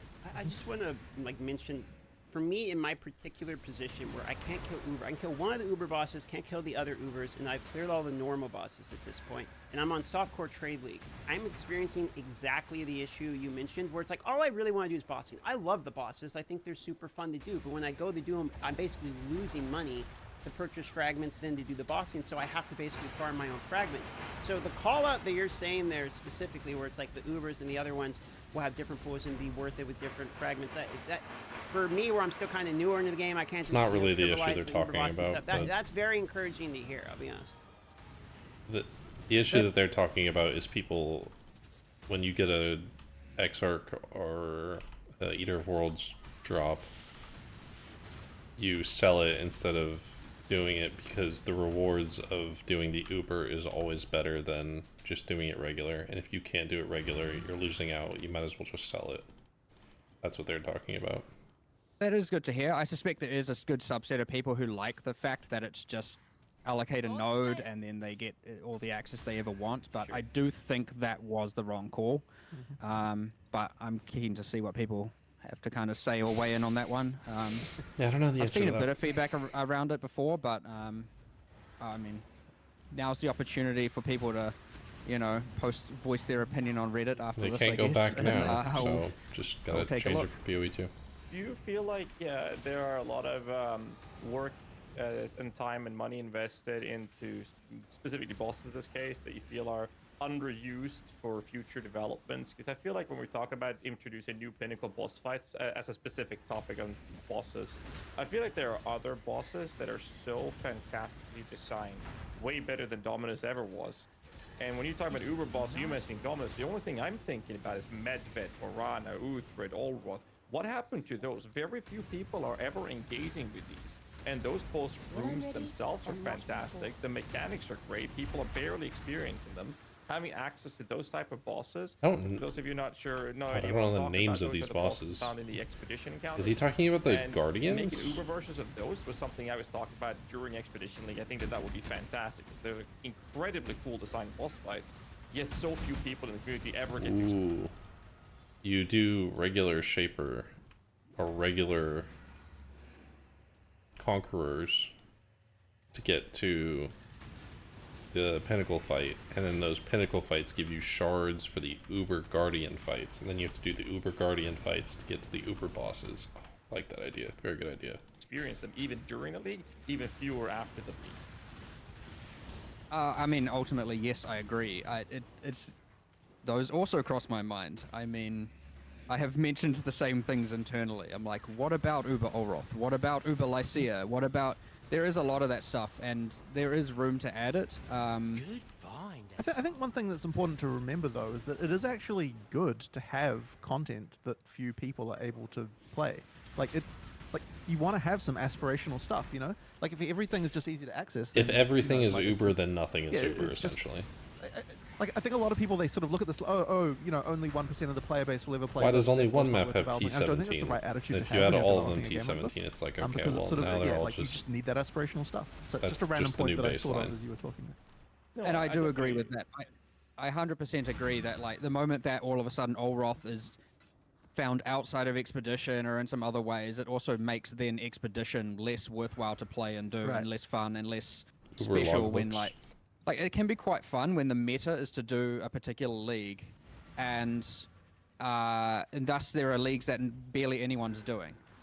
But you can be the person then Wow, doing it. I just saw because death. no one's doing it, those drops become valuable and trade and like, I mean, Ultimatum is, even though it only recently went core, is probably a good example of that, where it's like, I mean, not that many people are doing it right now, and you can see that in the fact that it's like, you know, 7 fertile catalysts to a divine, which you could argue is due to divine inflation as well. But either way, like, you can now be like, I'm just going to be an ultimatum player and utilize the fact that very few other people are doing it, of course, in trade leagues. And there is some fun to that. And then, I don't know, I honestly can't say what the value of the Trail Masters drops are. They might be worthless, they might be worth a lot. I honestly have not looked, but it can feel special to someone that they are in doing ultimatum and getting to do that boss fight because he has a drop that's worth a lot and no one else is doing it because, you know, it's not really the in-game meta. They really are talking about PoE1 a lot more than I thought like they would. Stygian Spires, for example. I guess they have an hour and a half to go. Probably find that,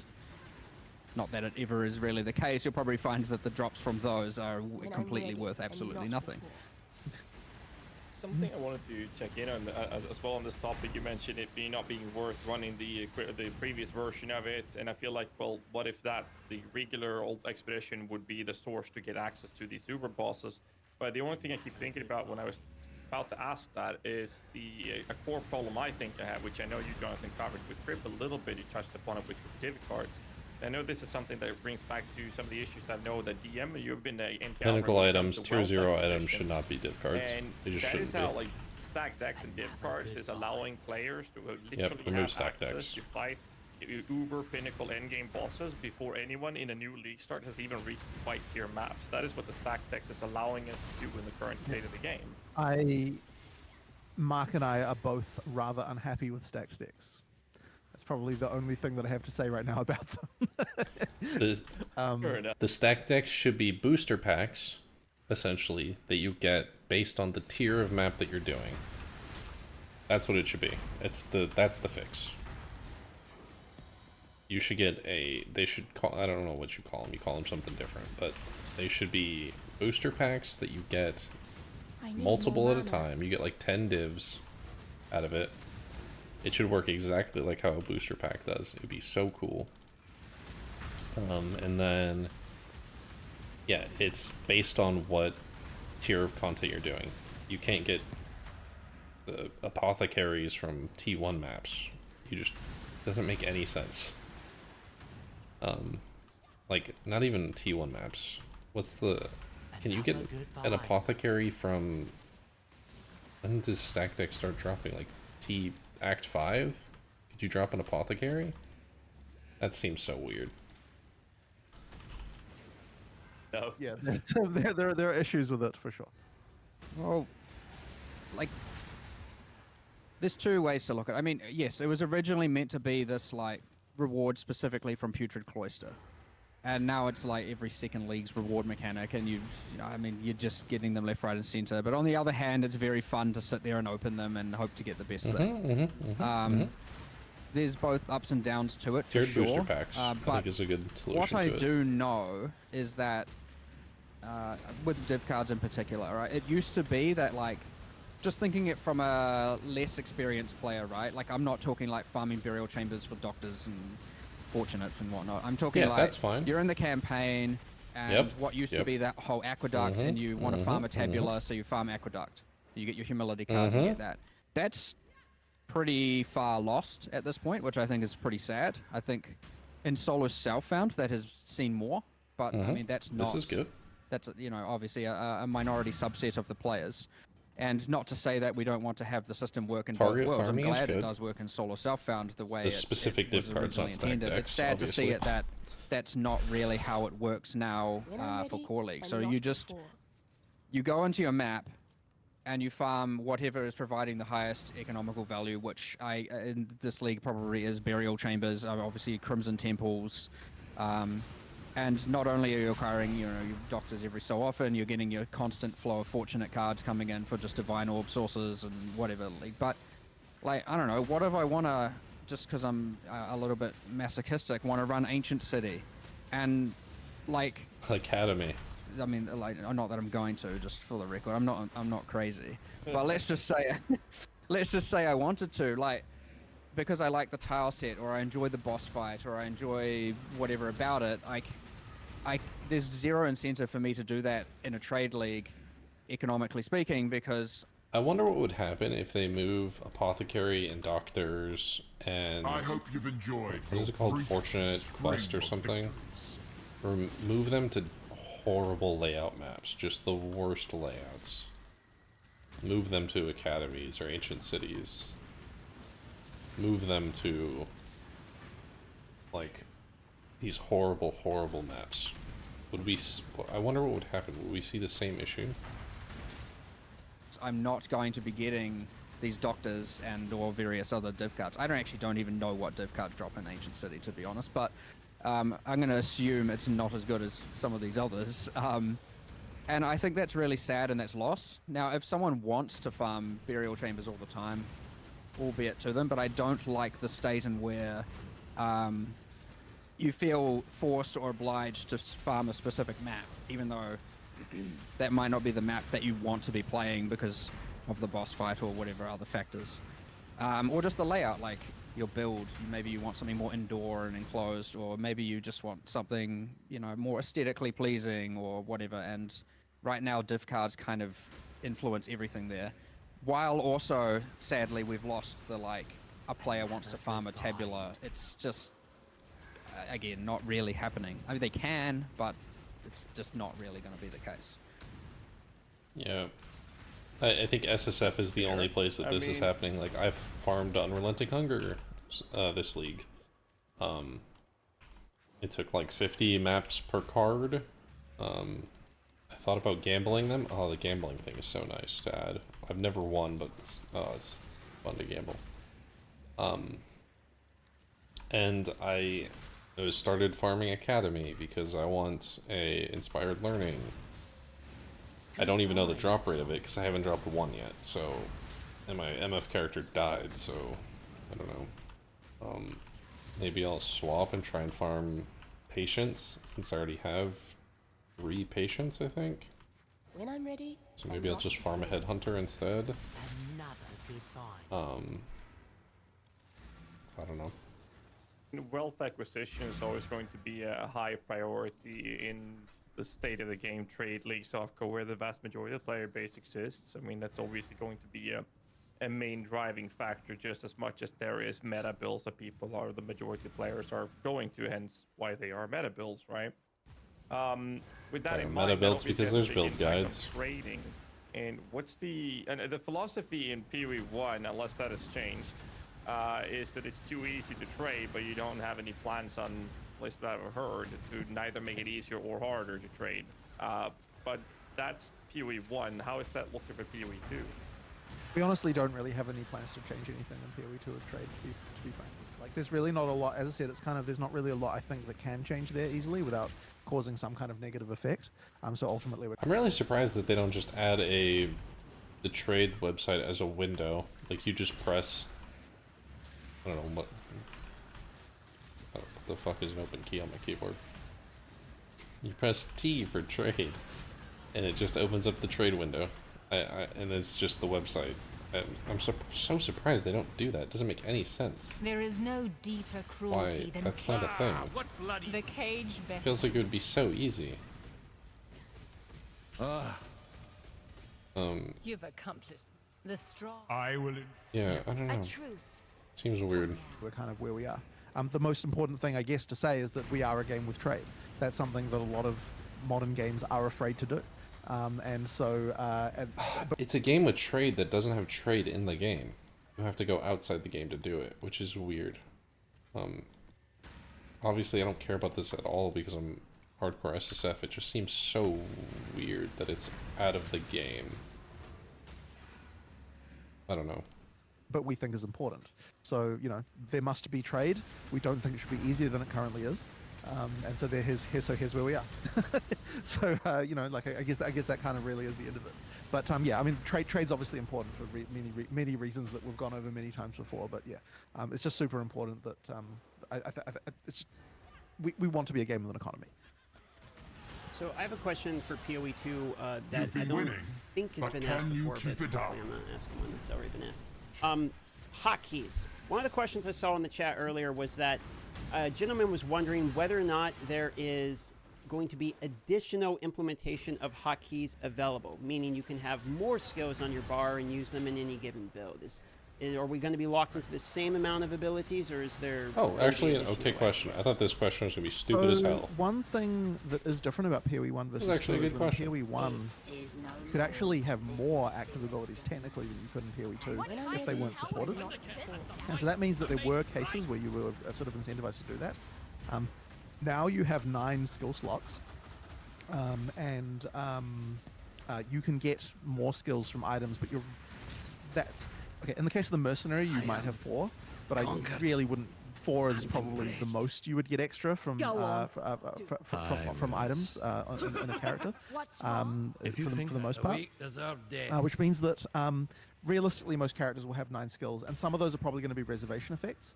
Now, the UI for reservation effects. All right, you know what? I'm just going to say it. When you die, you no longer have to recast reservation effects. We knew that already. So that means that the reason to have those bound is like no longer necessary, and so then the number of actual skills that you would want to actually cast then gets lower, and that means that you generally don't have to. The number of skill binds, I imagine, should be enough for the most part. So I'm not really concerned that, but we've still got the ones we can go control, click on buttons, and Can you actually rebind those individually? Like, can you rebind? You can, yes, that's fine. So if you want to have more binds that are not like visible to you, but still there, then you can still do that just like you can in PoE 1.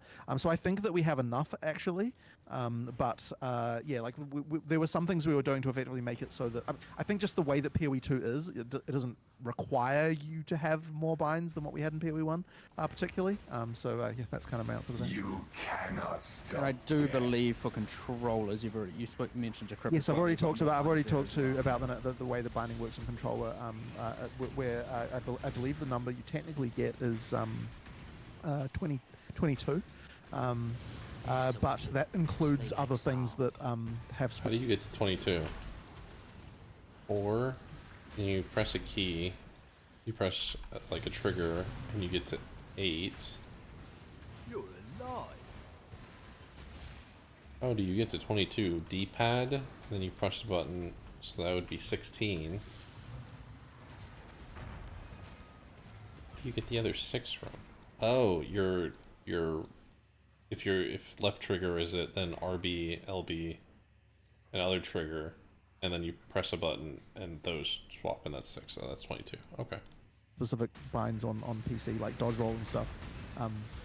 Yeah, but that's another whole thing. Yeah. But then I got another kind of not a follow-up, but another random PoE2 question I'm going to throw at you here, which is that, from my understanding, I've heard we're going to have more Toto ascendancies going into PoE2. 36, 32? In particular, something? How we are planning to acquire these ascendancies. From my understanding, Lab is they haven't announced it. PoE1 related unless thing, they announced it here, that'd be big. So are we available to have information on how to unlock another system similar to Lab? So we haven't announced the specifics, but there are ascendancy. There is special stuff for doing Ascension that we've created. It's different in each. Not to give away too much. There are different things you have to do to get the points. Like the first set of points you get at a different way. I wonder if it's going to be like the second set of points and the third set of points. And so it isn't just like it's not like there's one activity. It's going to be like Wildwood. They're testing it with Wildwood. I bet you that's what this was. First you kill these monsters, then you got to go kill this mini boss, then you got to go kill a pinnacle boss. That's what it's going to be, and it might be different for each one, each ascendancy. You have to kill a different boss for each one, kind of like how Pantheons work. What do you have to do? There's more stuff you're doing, and I think it's more interesting than what PoE1 had going on. So I'm not going to talk about the specifics of it, but effectively, there are quests. There's a quest in Act 2, there's a quest in Act 3, there's a quest in Act 4, and they're pretty interesting things, I think. And just to note, he's saying 3 things. There are 4 sets of points. Oh yeah, there is an in-game one, an in-game set as well, but that's yeah. There's the in-game set as well, of course. I mean, anything but the lab will make me happy. So okay, well, hopefully that will be the case. Yeah, Trap's coming back to the game. Follow-up question. We definitely Okay. To answer that seriously. Please do. Actually, I want to know. I died of those. Yes, bait traps. Yeah. We do appreciate the fact that people don't love the trap gauntlets in lab. A lot of people don't love them. Which I find a bit sad because I personally do actually kind of have a soft spot in my heart for them. But yeah, I understand that. Like we're being a bit more considered with regard to that kind of stuff. But I mean, we still like to have sort of occasional mechanics that are sort of interesting like that. But it'll be like a unique map that has traps or something. Has some issues. Probably. On the topic of action bars, now there's quite a few people that clearly has never played a proper minion build, and they don't understand that it's part of minion builds. I only press one button my whole way through. I haven't pressed a single other button my entire way through this. Yes. You see, but at XLCon, you guys mentioned that obviously from what we've seen and experienced, the ones of us that played PoE2 pre-beta, was that the gameplay is very, very much more active than we have in PoE1. And on stage, you guys all said that the minion playstyle will also be more active. So I'm just very curious, specifically to the minion playstyle, how on earth are they going to make that more active than it already is? Because I have situations, just for reference here, for context, I have builds where I do not have enough slots on my action bar to put my aura. So if I die, I have to literally change my skill bar to enable them because I have too many skills to use. So how is that going to be more active in PoE2? You might be right. You might be right that it won't be more active, but I think that the activities you're doing should be better than the ones we have now. So I guess that's what I would say about that. I think once you hit there's them, quite a lot of there are definitely quite a lot of skills to use with minions and PoE1 as well. But yeah, I think it's hard to. That's probably really hard to answer without showing what the skills are. I don't want to say too much here because we're going to be announcing a bunch of minion stuff later. But yeah, I guess that's my point there. Unless you got anything else to add there, Mark. Oh man, they should have had. It's too hard. Oh man, why didn't they have this podcast after they released the witch stuff? Oh man, there's going to be so many questions. There's going to be so many questions about it once they release the stuff. Oh, why didn't you have this podcast after the minion stuff? Damn. Hard to explain without revealing something on reveal. But there's some very different mechanics going. Better. It's better. For sure. That's basically what you told me at XLCon. You just smiled at me and said, it'll be better, trust me, bro. And I'm like, okay. I mean, I do trust you, but I mean, a little bit of context. I just needed to have that on record. Right. No, I understand. Well, there'll be before too long there will be a video that will explain a lot of the stuff. And you know what? I'll have another interview with you after if you want to clarify some more specific. Oh, perfect. I would say. Perfect. I'll hold you to it. Let's do it. So I have a question in relation to PoE2 campaign. Isn't it? Oh, man, it feels so weird that Chris isn't part of this. It feels so weird. Having Chris have been the voice for the past 10 years, and now Chris isn't a voice at all for it. He's on the voiceovers, he's not on, like, the patch note release day, he wasn't there. He was just in the Q&A kind of answering. It's so weird not having him front and center. Miss him. I miss Chris. In towns. So something I noticed while I was playing through is that the only time you really experience other players, as is designed, is within the towns. You go to a town, you see other players there, but the point of the players being there, at least in my current experience, doesn't matter. They're only there to kind of give breath to the world and make it feel alive is the way it feels. They're not really there to interact with. So I'm wondering if going into PoE2, you are carrying the same philosophy of the towns and players will see that.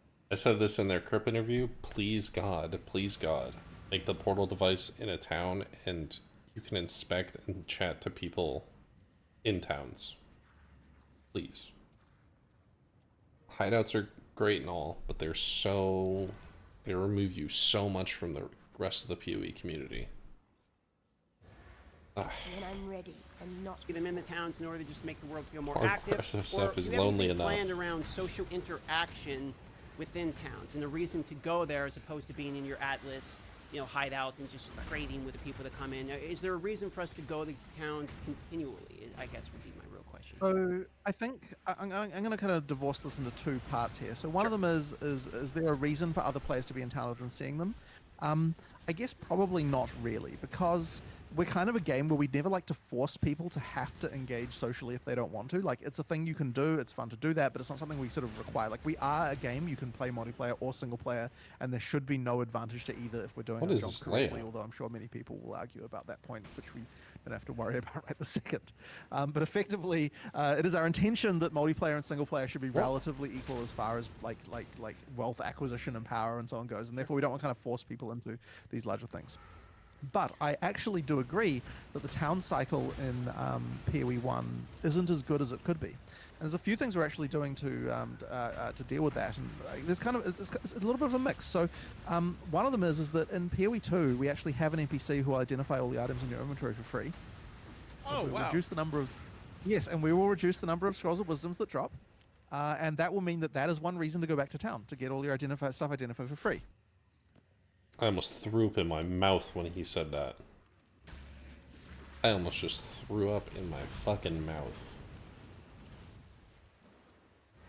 Now instead of clicking 20 times to go through and unidentify my loot, now I have to go through 4 loading screens.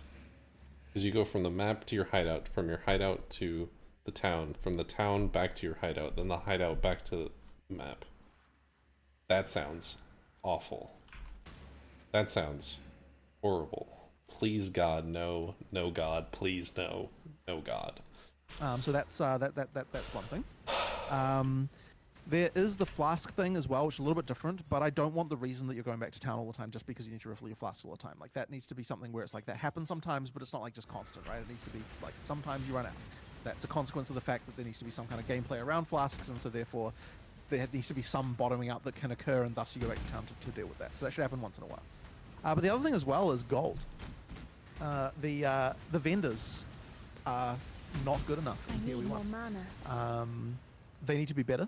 Having a currency that you use with vendors means that we are putting a lot more effort into actually making the vendors matter. Like, you're going to want to check them, you're going to want to find the stuff in them. So that's something that that we're doing to try and just get that feeling of like you're going there, you're checking out that stuff. So I think that's another thing that kind of makes the town cycle a little bit stronger as well.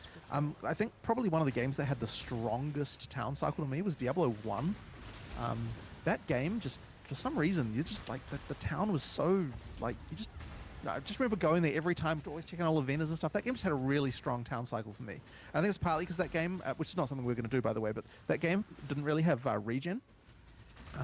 And so that meant the town was kind of like a bit more important even just from that perspective. Like, there was a lot more kind of like I don't know, I don't know what the word for it is, but it's just like it was a lot more living off the land almost feeling of like, like you're struggling for every potion and so on. So the town cycle, just having a heal was a thing. Yeah, that game had a really strong town cycle. I don't think we're going to go that far. But at the same time, I do think that the town cycle in PoE 1 was not strong enough, and yeah, we're trying to make it better. Hail Godslayer. Well, we've even got the gambling, which was there at ExileCon, which is obviously use of gold, which is pretty good for like targeted upgrades. Like, if you need a ring, then you gamble for a ring. Again, not so much to be utilized. Well, we'll see. But it's more of a like early game through campaign gear problem solving thing, as opposed to obviously end game. Which good thing he added that caveat there at the end, because that's what people were upset about at ExileCon. If D2's anything to go off, I mean, people did it obviously for at end game as well as throughout the campaign. So who knows? You mentioned gold, and I want to follow up on that and ask, how are you approaching... It's sort of a weird thing to think about, though, because I think if you're in hardcore SSF, you do this already for your base types. You don't buy them from the trade site. You go to a vendor and you get them. You get all your base types from either a boss drop that's influenced, or you get them from expedition vendors. Kind of interesting. So maybe it's okay because we all, I don't know, interesting. The difficult balance issue of, well, gold's too scarce and I feel like I always need it. Oh, if it's too common, then I feel like the drop doesn't have any value when I receive gold? What's your philosophy behind gold acquisition and how you're approaching how much people should have at what given time? I mean, ideally, I think it needs to feel somewhat scarce because otherwise, yeah, you don't value it as a currency. So there needs to be stuff you want to buy, right? And it needs to be that, you know, like, so gambling is one way to make that happen. Is like there's good upgrades to get there. But I agree, we have to be a little bit careful with it. And the other thing that's important as well is we really don't want to make a gold so rare that it becomes a currency that you want to trade with. Therefore, that kind of means that, like, you know, the intention is not that you trade with gold. The intention is that you trade with currency, and the currency is supposed to be, you know, well, by currency I mean, you know, like PoE1 chaos orbs and stuff like that. Yeah, we can't make it so rare that you kind of compromise that. Like it is a tough needle to thread, but I don't know. I guess you probably weren't around when we did that Ruthless with Gold League, because we did some testing around that, which I don't think exactly hit. We did a PoE1 league that just to sort of test it out, and we learned some stuff from that. And yeah, they said like there's stuff to do there. Yeah, I mean, the reason that we even added gold in the first place is just because we felt like it's something that you can drop that feels like you get a little bit of reward from something without having to drop another item. It's the wisps. The wisps feel so it's a way to kind of like bolster the feeling of up. drops from monsters in a nice little way there, which is no, I'll never ever do wisps again during farming essence. We're sort of looking at things of like, okay, how many items can we have a monster drop while still without causing the kind of like ridiculous explosions that we managed to get to in PoE1. And we realized that if we wanted to kind of do it the way that we wanted to get it to, having gold, then that would mean that the number of items that you felt like you were getting, like the number of actual physical items on the ground, would be too low. So yeah, as I said, gold is a way just to make it feel more rewarding in some ways with that stuff, and giving you something that means, but also has the nice little stuff with vendors and so on that I also quite like. So yeah, I think that you know, the other thing is, I guess it's interesting as well, is the reason why PoE1 didn't have gold. There was kind of this feeling at the time of like we wanted to get away from all of the gold sinks that games required, and so I think that we probably went maybe a little bit too far with that philosophy. Like the reason that flasks were invented was to make it so that you didn't have a gold, because you didn't have the gold sink of potions. And like the way that works in D2. Yeah, that was the original thinking behind that.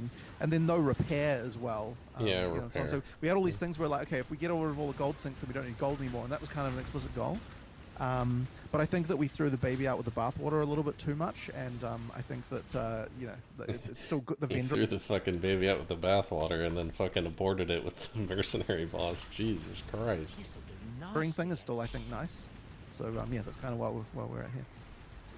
I'll pass it to Ghazzy for the next question, and I got one more follow-up on gold after Ghazzy. Okay. Yeah, I wanted to continue on the gold topic real quick about the original feeling that I got from testing it out and whatnot was that it was a really good way for you to be in the last act of the campaign. You realize, shit, I'm having problems. I'm gonna need to upgrade my gear, and I realize, oh, one of my rings is max 1. I can go to the gambler and try to see if I can get an upgrade. Perfect. Cool. Then at ExileCon, I had different takes from different devs without throwing people under the bus. Some people told me that it was meant to only serve as just that.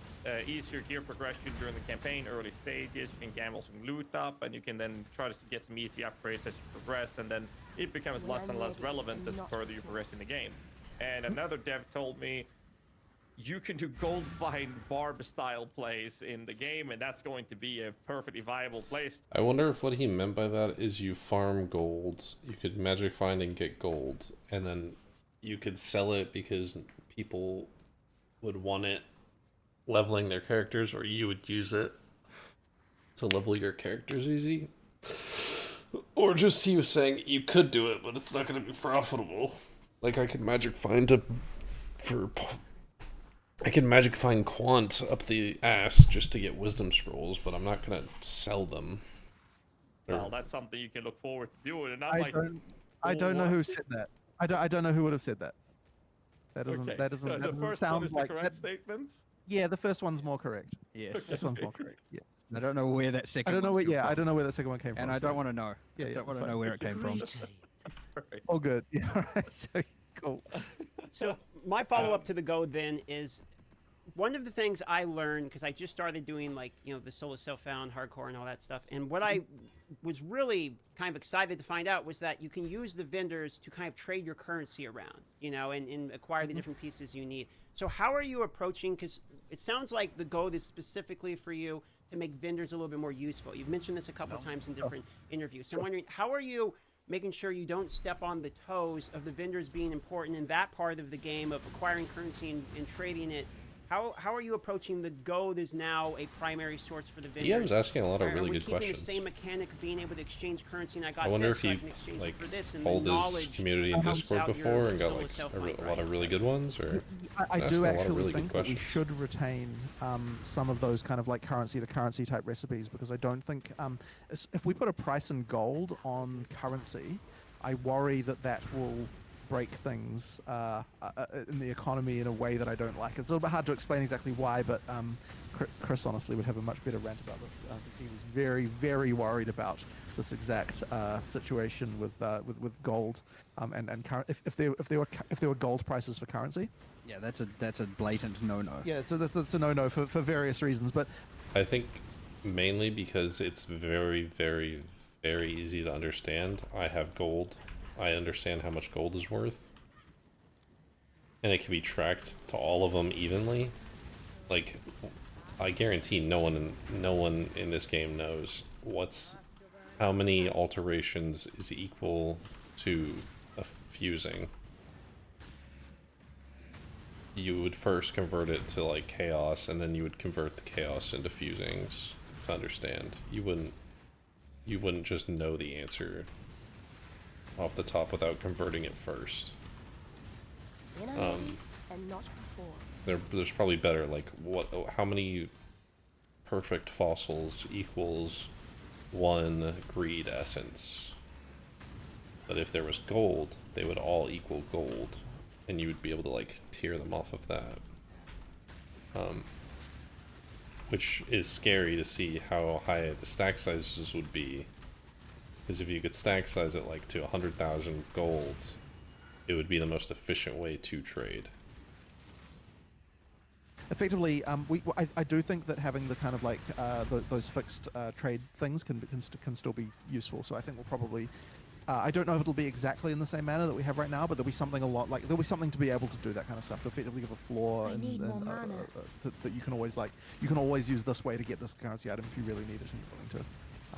You don't want to do trade for it. There's a way to do that. So, just a final thing on the golden before we jump to another question.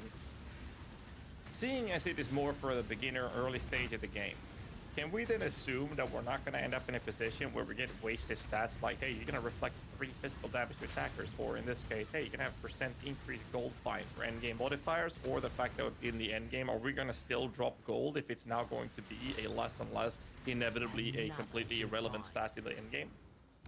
So I think that the gold sink at end game will probably be top end gambling, like effectively like you just get an extra chance at a nice gamble.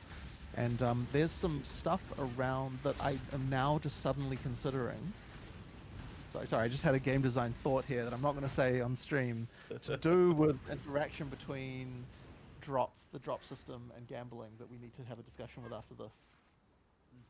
Because you probably understand what I'm thinking about there. Yes. Oh, yes. Sure. Whatever. Anyway, he doesn't understand. There'll be some expensive gambles you can do. But we don't. That'll be what you want. We don't have a gold fine stat, right? No, we don't. Like, we don't have that on gear at all. I don't know where that's coming from.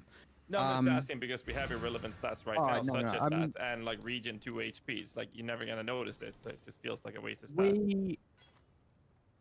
We are. There's two things here, but we are working harder to make sure. Like, so I've talked about before, like light radius. Obviously, it's just a full miss stat right now in PoE1. In PoE2, Actually, light radius kind of fucking cracked in Delve. I noticed it when I started playing Delve with Absolution. That motherfucker lights up everything. It is so nice to look at. I was like, man, if the one dead stat on my gear is light radius, that sounds fucking lit. I only noticed it with Delve though, which was very But I'm interesting. ready and not And playing Absolution. But yeah, because that guy gives you like 100% increased light radius on him that can't be reduced. Like Delve won't reduce it, so I don't know. I thought that was very nice to look at while playing. Two, that increases your minimap reveal radius, which is smaller in PoE2, like by default. Is it? Yeah, it's a little bit Oh, smaller. I didn't know that. And there's another thing about that as well, why which the fuck a lot is of this people revealed again over might see here? as a negative, but I actually think it's much better for just playing and exploring. Right now, like, Finally, even though you haven't revealed the radius of the minimap to see an exit to an area, and this was at ExileCon, the minimap icon. Bro, remember when you could see the exit to an area from the second you entered? It was always there. I don't know if it was a bug or they did it for one league like 3 years ago. That shit was awful. I hated that. Hated that. Ones will show like very, very, very far away, so you can just like you can see where an exit to a level is, even though you're not even remotely close to it. Those minimap icons now only show up once you are actually close enough to reveal them in that radius. So it'll make it much harder to find points of it. Well, harder. More exploration is required to find points of interest, or stacking more light radius. Is the way I don't think this is going to be a thing that people will do, to be clear. But I think actually, to your other point there, like, okay, useless stats do suck, right? Like, that is I need more mana. Yeah. There are games I could mention that have had a problem with this, having a lot of stats you just don't be care toxic, about, or values that you John. don't care about. So for, It's for dead. number one, generally Let speaking, D4 the die. stat, if it Don't appears, be should be something you toxic. can actually feel in your character, right? Like, that is important. That being said, Don't kick you it while do it's want down. to have at least a couple of mistats, just because that is a thing. Like, and like light radius was literally in the game for this reason. It's a stat that you're like in PoE 1 that's there to be like, oh crap, I got light radius, right? Like, you want one or two of those. Now, I don't think that you want more than one or two of those. I think that that's enough to kind of be the kind of light radius. You know what I mean? Like, you want that. Like, you want to exalt something, and that's what you get to be an occasional result. But another thing that we did discuss is that we were kind of like, okay, It's tiered. It's like there's those horrible ones, like would be light radius, reflect. What's another horrible one? Regen's not bad. It might be those two. Is there another dead stat? I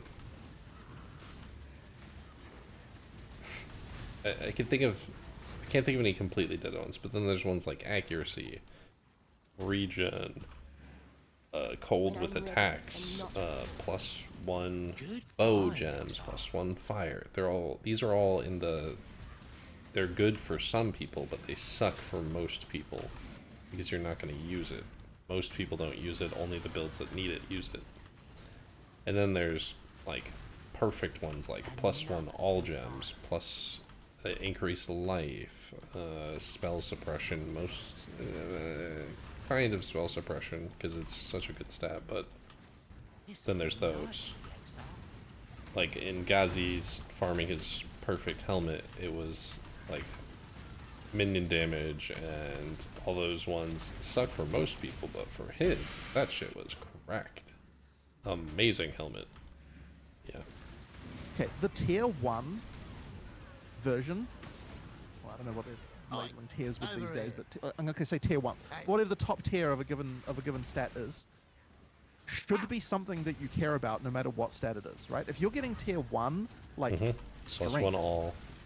that should be a thing that you. I mean, I guess people do stack strength and this or that, but you know what I mean. Like the top tier version of whatever stat it is needs to be something you actually really do feel like, oh yeah, that's awesome. Like, no matter what it is, right? So like, if a stat is like, I wouldn't care about it no matter how much of it I got, then that is not a good stat. With the possible exception of light radius, which, as I said, exists entirely to be a foil. We have done some changes to the core mods on items and have considered this for sure. Right. I think we look explicitly at them and is like, will you ever want this? Yeah. And if the answer is we were like, nah, like, well, of course not, then I think we have, even at highest value, then we've just like, then throw it away. Right. It's actually interesting because a rookie mistake, I think. Like there's kind of a lot of these actually. There's this whole like like in the realm of more is not always better that I feel like we touched on earlier. I think it can be a bit of a rookie mistake when designing item systems to think that, oh yeah, you want the mod pool to be just absolutely like you just want to add all sorts of shit to it. You actually do not. You want to actually the core mod pool, like the things that can just drop on anything. You actually want to restrict quite down to a sort of quite restrictive set because it actually makes it more fun that way when you don't have all sorts of random shit you don't understand. Like you want the actual core set to be like what's the word we were using when we were designing this? It's like something like damn it, there's a perfect word for this, but it's like core in some way. Like I feel like they're kind of there's some word like that I can't that escapes me right now, but it's like you want the stats that are on your base items to feel like they're all kind of like major important things. Like you're not just got some random like chance to do X when Y happens when blah whatever. Like those are fine to have on like some special niche case that you can craft or like some corruption outcome or some weird thing like that. But the core mod pool needs to be very simple and very understandable, which I think is important. I mean, there's other small changes as well. Like, I mean, resistances are useful. However, a resistance coming from a weapon is something that we've removed, and so it's more about you want a good weapon. You're rolling the weapon. Right. Oh, the weapon's there to deal damage. It's not there to give you resistances. Right. So having the stats be localized to individual slots is something that I think not in every case, but like they should always like that is I think another important thing about like if I want more of this I need to concentrate on my boots or whatever it is. Like you need to the slots should have some identity there. Yeah, and then your gloves are your hands. Your hands are used for mostly for casting spells, attacking with weapons. So your gloves have more damage centric things, whereas your helmet is more about eyesight. And so you may have things to do with accuracy and critical strike chance because you can see better, or say crit multi because you can see weaknesses in the enemy, and and obviously boots, movement speed because that's how you run. So having a lot of those things. So there are we've gone back and like reevaluated all that, and there are some overlaps. I guess there kind of already is that in PoE1. A lot of the decisions are the same because they were good decisions back when they were. But then, in fact, actually, there were some cases we just straight up removed some mods that were added later to go back more to what we had when PoE1 first released. Because like there were things that I think were too complicated that got added to the core mod pool. So I have kind of a random thought and follow-up on the itemization. You're talking about items and when they're good, it should feel good, should be part of the fundamentals of the item, etc. But you also mentioned that you're having an idea in town because scrolls of wisdoms are going to be less. So I'm assuming we're going to have somewhat of a progression path. If we go out, we farm the gear, we go back to town, we identify them, and in that moment of identifying is when the player has the opportunity to have like a dopamine hit of like, oh, I got a good item. So have you considered during that identification time to have tiered, let's call them animations that happen depending upon how good of items you identified. So let's say the identifier, your item has 3 or 4 tier 1s you identify. Or you got one really good one, the game can tell it's a really good one, so it has a much bigger identification. Or the guy has a better voice line related to that. Is there anything like that we can expect? I think they kind of already have this in the game with Expedition. The voice lines that they'll use when you get T1 tiered items or uniques is different. This already exists. I wonder if they're going to say that. I think there is something we could do here, and so I appreciate the suggestion. It already exists. Yeah, I think it's a reasonable. I think it's a reasonable suggestion. By the way, the word I was looking for before was fundamental. You said it, and I'm like, damn it, that's what I was looking for. There it is. The mods should be fundamental, is the word. So thank you for that. So two good things in one sentence. All right, I'll take a maybe because I'm a dopamine addict, so I'll take the maybe. Yeah, for sure. Well, look, hold on. Let me see if I can just do it right now. When I'm in a gambling, maybe I'll just shuffle these around and tell you they're different. Oh, or not. Maybe you just won't give me anything. Better luck next time. Better luck next time.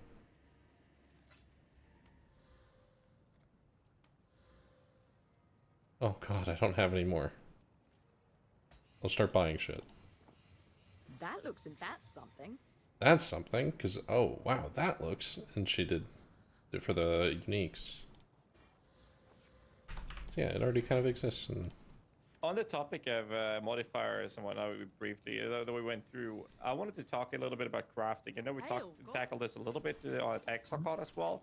I believe that the biggest take from it was that the philosophy, at least then, was that the idea was for crafting materials would never take away modifiers, except for, I believe it was Chaos Orb, which would take away one and re-add a new one or whatever it was. No, I wouldn't.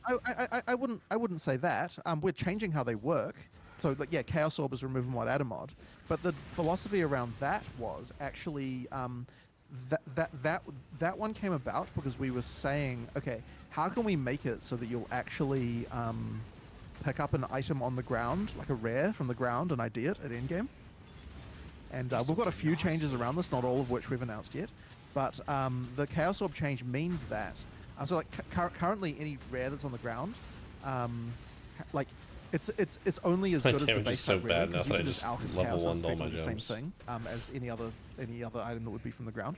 So the idea of changing Chaos to remove and mod, add a mod is just to make it so that you can pick up an item from the ground, ID it, and then it can be a near miss for something good, and then a single Chaos Orb can fix it. Or make it worse. But the key thing is that, like, you're often going to be like, okay, oh, this is almost a good item. I use a Chaos Orb. Was it good? Nah, it wasn't. But then sometimes you use it and it's like, oh shit, now it is really good. You know what I mean? So it's in order to make it so that ground items actually matter. Like, that was the thing behind that. But something we kind of, I'm not going to say lucked into because it became a goal at one point as well, is that there's actually no longer any crafting in PoE2 that requires you. Just pause. Clip that. Clipbait that. There's actually, in PoE2, there's actually no more crafting. To just dump, like, ridiculous amounts of currency into something. Everything now is really more around, like, you use it once and carefully look, and maybe you use a few. But, like, the way that Chaos Orb works now, right? Like generally speaking, like, sure, you might use a few Chaos Orbs on an item. Alterations, but you're certainly going to be paying example of attention this. after each one, and sometimes it'll just brick the item in because you like, let's say for example you had like a high tier damage mod on it, but the rest of the mods were kind of lame. So you can use a few Chaos Orbs on that, and like if you don't remove the high tier damage, then then you can make the item better. But if you kill that fucking it's likely Soul that Eater. after a while you will remove the damage mod that you were hoping to preserve. So you might make it That better. You might motherfucker make it is worse. But the attacking. thing is that it's no longer the case that you're just dumping a bunch of crap in until you get a certain role that you like, and that's true across all of the different currency you have. That So sounds yeah, amazing. so there's just no more of that kind of stuff going on. It ended up being good, and that's true even for a few other systems, I guess, around where we're just making sure that we don't have that kind of like like it. All right, time to go back to makes the Delve. crafting better. There's that. But then also, I suppose, the thing we also mentioned is you can't rarity downgrade anymore. We removed what's called scouring.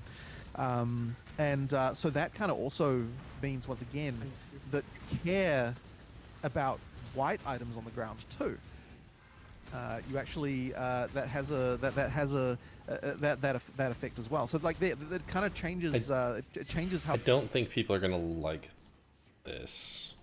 I think this is something we're gonna have to get used to, because people are gonna, you're gonna need more stash tabs if you're filling up stash tabs with white items to craft with them, like later that day, or you're saving up until you get enough currency to craft. But you want enough base types in case you keep bricking it. Someone for like Ghazzy who's making like perfect mirror tier one-of-a-kind items is gonna need dozens of. Is he gonna need dozens of dump tabs full of the exact same base type? I wonder how things work quite a lot. Yeah, that I think has changed the philosophy of crafting pretty simply. And then of course there's the other crafting systems in that PoE has as well, where we're always trying to make sure that for PoE2 we want to make sure that we isolate them a little bit more explicitly to specific domains, so that you don't have to consider every single crafting system in the game when you're crafting, say, a weapon. There might be these few crafting systems you have to consider, but you don't necessarily have to consider like these 10 other ones, if you know what I mean. So that's something, another little change that we're trying to do to kind of just like. I don't like so that. I don't love for a given that weapon slot. At I least, like you're it. sort of thinking a little bit more. I don't love it though. You're restricting the level of amount of shit that you might have to deal with. So I mean, I I love like the that I fact have to that interact with spent another everything to make a 300,000 perfect item. alterations on the ambulance, which happened back in Standard League 8 years ago. A little different now. For crafting a wand, I have to go find a good base type, which either means maybe from expedition or dropping it, and then on top of that, if I really want to make a good one, I probably need a synthesized base type, so I do have to go farm synthesis base types to get it. Then I alteration it, hopefully to get one of the stats that I need, and then I hopefully have to regal it, or yeah, I guess I'd have to regal it or fossil it immediately to get what I need, and then I would lock prefixes crafting bench. I guess in this circumstance, I guess I kind of would want to go to Betrayal to then see if I could get the 4-second trigger so that my Bone Offering is 100% uptime. And then maybe if you're really getting crazy, you would do Incursion to go and double corrupt it to see if you can get something good there. Yeah. But it's still this whole spammage of spinning the wheel till you hit what you need. Not while I'm captaining the place. Wow, I might have But died. I'll help you, bash. there's still the other problem that I think a lot of people are disliking, and is when you have endgame content farmed, you're getting a good base item to work with, you will have to and get this me high drunk item level 86 weapon can roll a tier 12 life mod or tier 12 fist damage. Is there any plans like raising the bar with the minimum tier can roll on the higher item levels to allow people to work at a more higher success rate on the higher type of item level items that they drop?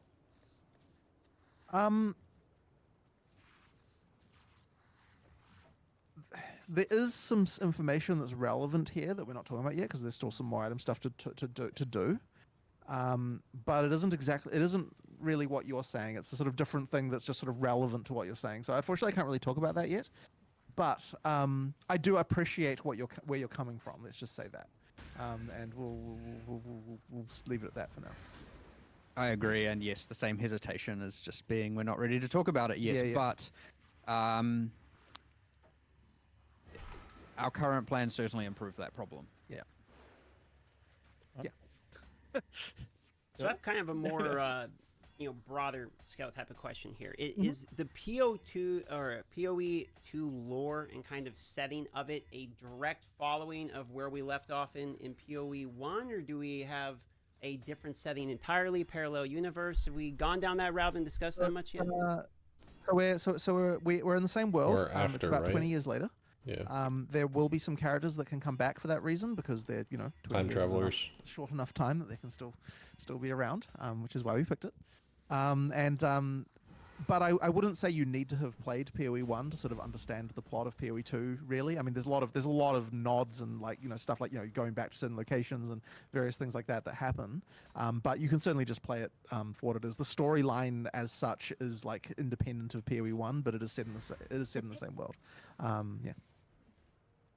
20 years has actually proven, well, I was going to use Alva as an example, but it's nice to not have to recast the characters, the same ones we want to use, and you do want some of the same ones to appear, and it's nice to not have to completely remake them with 20 years of aging.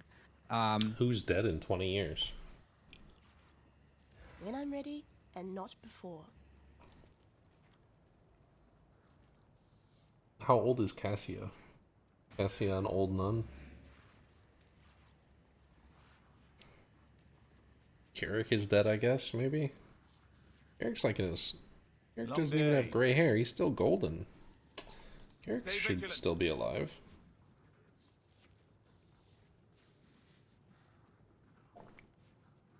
Who is an old person that won't be alive? I'm trying to think of all characters. There's the old lady that died in Act 4. Is there any old... not Cassia. The other lady, the Sanctum lady's older, right? But then I was going to use Alva as the example, but she's a kind of a time traveler anyway, so who knows what's going on there regardless. So, but yeah, there are other characters that will appear, and it's nice to not have to recast everything for them, and or get the same voice actor to change their style because it might not work. And but in some cases we might intentionally do that. But allowing for us to bring back some good characters, and thus 20 years, like I don't know how I'll sound in 20 years. Maybe I'll sound the same. Actually, I have no idea. But yeah. Does this mean we get to kill Piety another 500 times? Piety is gone. Are you entirely sure? 'Cause she keeps coming back no matter what we do. Of the 600 bosses, I think she's 500 of them or something. Like, no. I figured as much. We're done. We're done with She Piety. is proper dead. Done. How many times do we fight Piety? Or engage with Piety? Act 1, we see her. Act 2, we chase her. Act 3, we fight her.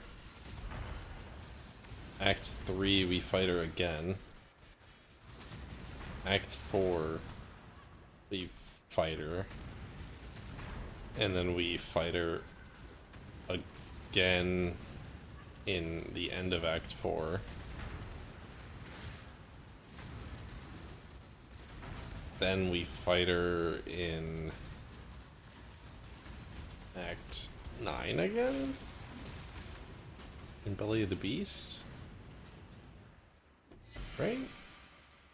And then we fight her 2 different times in, or 3 different times in maps. Another question I know from the Uber community Piety? was, sorry? Uber Piety? There's one. When I'm ready. Is it and pre not impaled by Malachi or post? You fight her with Malachi's scepter just impaled through her, and she's just got that there. She tried and hugs you and it, like impales you too. A community question is regarding the uncut gems and the gem NPC, PoE2 related skill gem acquisition. Is it something you can go deep to, or a little bit more detailed description of how that will work for the... Ooh, how do uncut gems work with trans gems now? I guess there's really not a huge amount to say, really. Like, you find uncut skill gems, you use them, and you pick what gem you like. It's pretty much as simple as that. So yeah, I don't know what else to say about it. Yeah, that's it, really. I mean, what else can I say?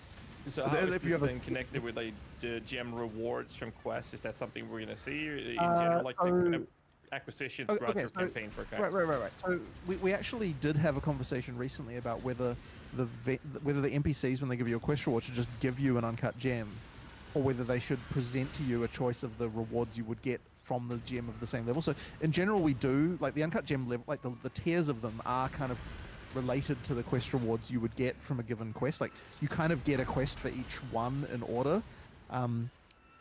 But we were unsure whether or not we should actually give you the uncut gem and let you use that interface, or whether we should not do that. Because if you give someone an uncut gem, it means it's tradable. So that's kind of like a potential kind of weird thing.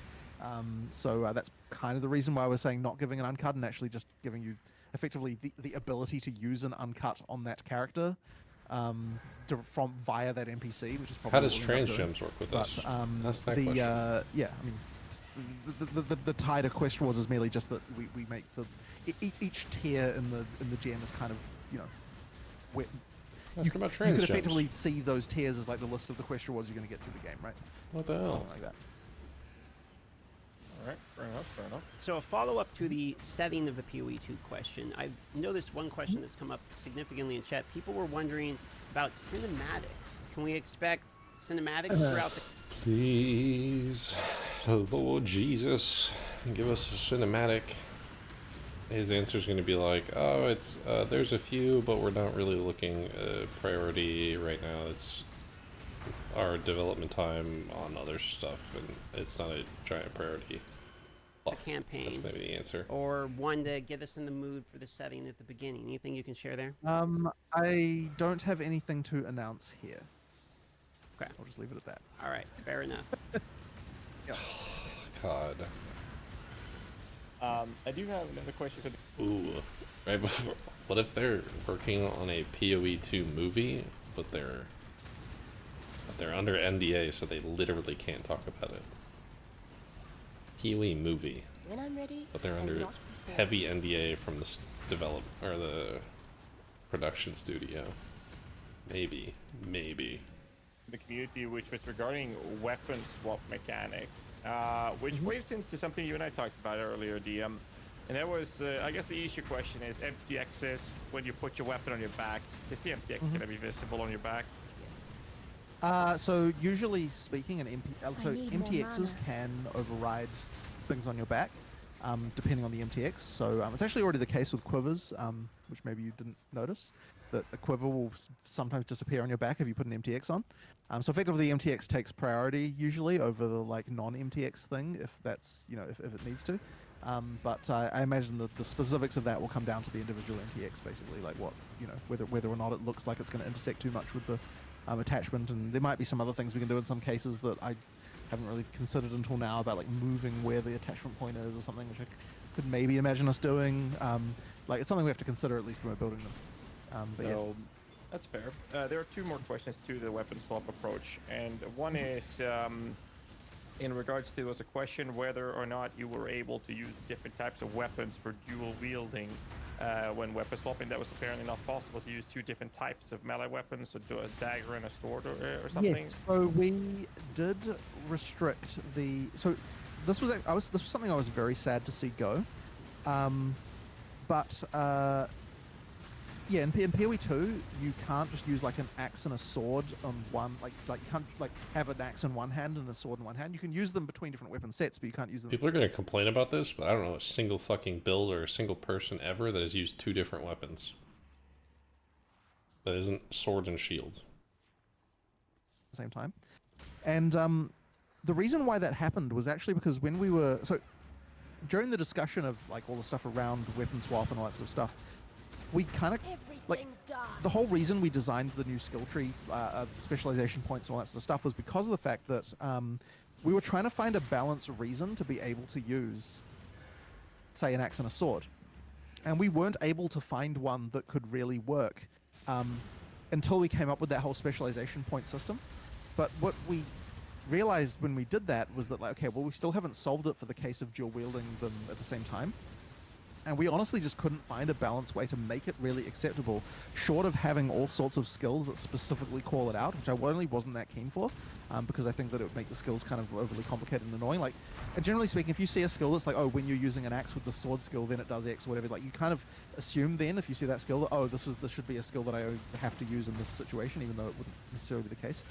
Sorry, I'm being a bit disorganized here with my thoughts, but No, effectively the issue was pretty straightforward. We couldn't find a balanced reason to have both. So then we're like, okay, well, the amount of animations we have to make that work is like really high. Like if we actually supported that, it would probably be more animations for those cases than it would be for not those cases. So then we're kind of like, well, uses those if there's no good reason balance-wise to do this, and it's going to be a huge amount of animation work, maybe we should just drop that and not do it. And as I said, it may be a bit sad. I can't believe that somebody's going to be angry about this. Like, I know we somebody should really is. be able to find a way to do like sword dagger or something like that. Well, that's kind of cool, right? Like there are things like that that I thought would be kind of cool, and maybe we will do that one day. But at least for the time being, we just decided, you know what? We're just not gonna allow just like that one case, heterogeneous dual wield. dagger and sword. So there are the cases that are specifically allowed around like scepters you can use with scepter and different wand types of things and things like that. They're not really a weapon though. Dagger and wand, but yeah, generally maybe. speaking, you can't use an axe and a sword together. And I'm sad Maybe about dagger it. But, will be the exception. It is a thing that Why didn't the really fuck have a can I purpose. So we're not doing it. Fair. How about PV? Stay in the Oh, light, go. You want to go for it, Ghazzy? Oh, I just had one last part of it, and that's snapshotting. It still exists in PoE1, by the way. How will that work when it comes to specifically with the snapshotting of skill tree changes in reference to like spirits, the reservation mechanic, for example? It does not snapshot. I don't know what he's talking about. But spirit reservations are reserved. Like the amount of spirit you have still has to be enough to maintain the things that you. Actually, I don't know what snapshotting is. Is that correct? But, like, okay, so hang on. If you got an aura, right? When you cast the aura and then you move to the other weapon set, like Spirit Reservations in particular, I believe, like internally, technically, you have two different skills. One of them is in weapon set 1 and one of them is in weapon set 2. And so it's like you cast it on both in both weapon sets, and then when you swap from one to the other, it technically changes one skill out for the other. This is kind of getting into the internals a little bit of the game here, but like, so that, okay, so snapshotting occurs for anything that isn't a Spirit Reservation, right? If you fire a fireball and you change weapon set, that fireball is snapshot the stats you had when you cast it. But I have no idea what they're talking about.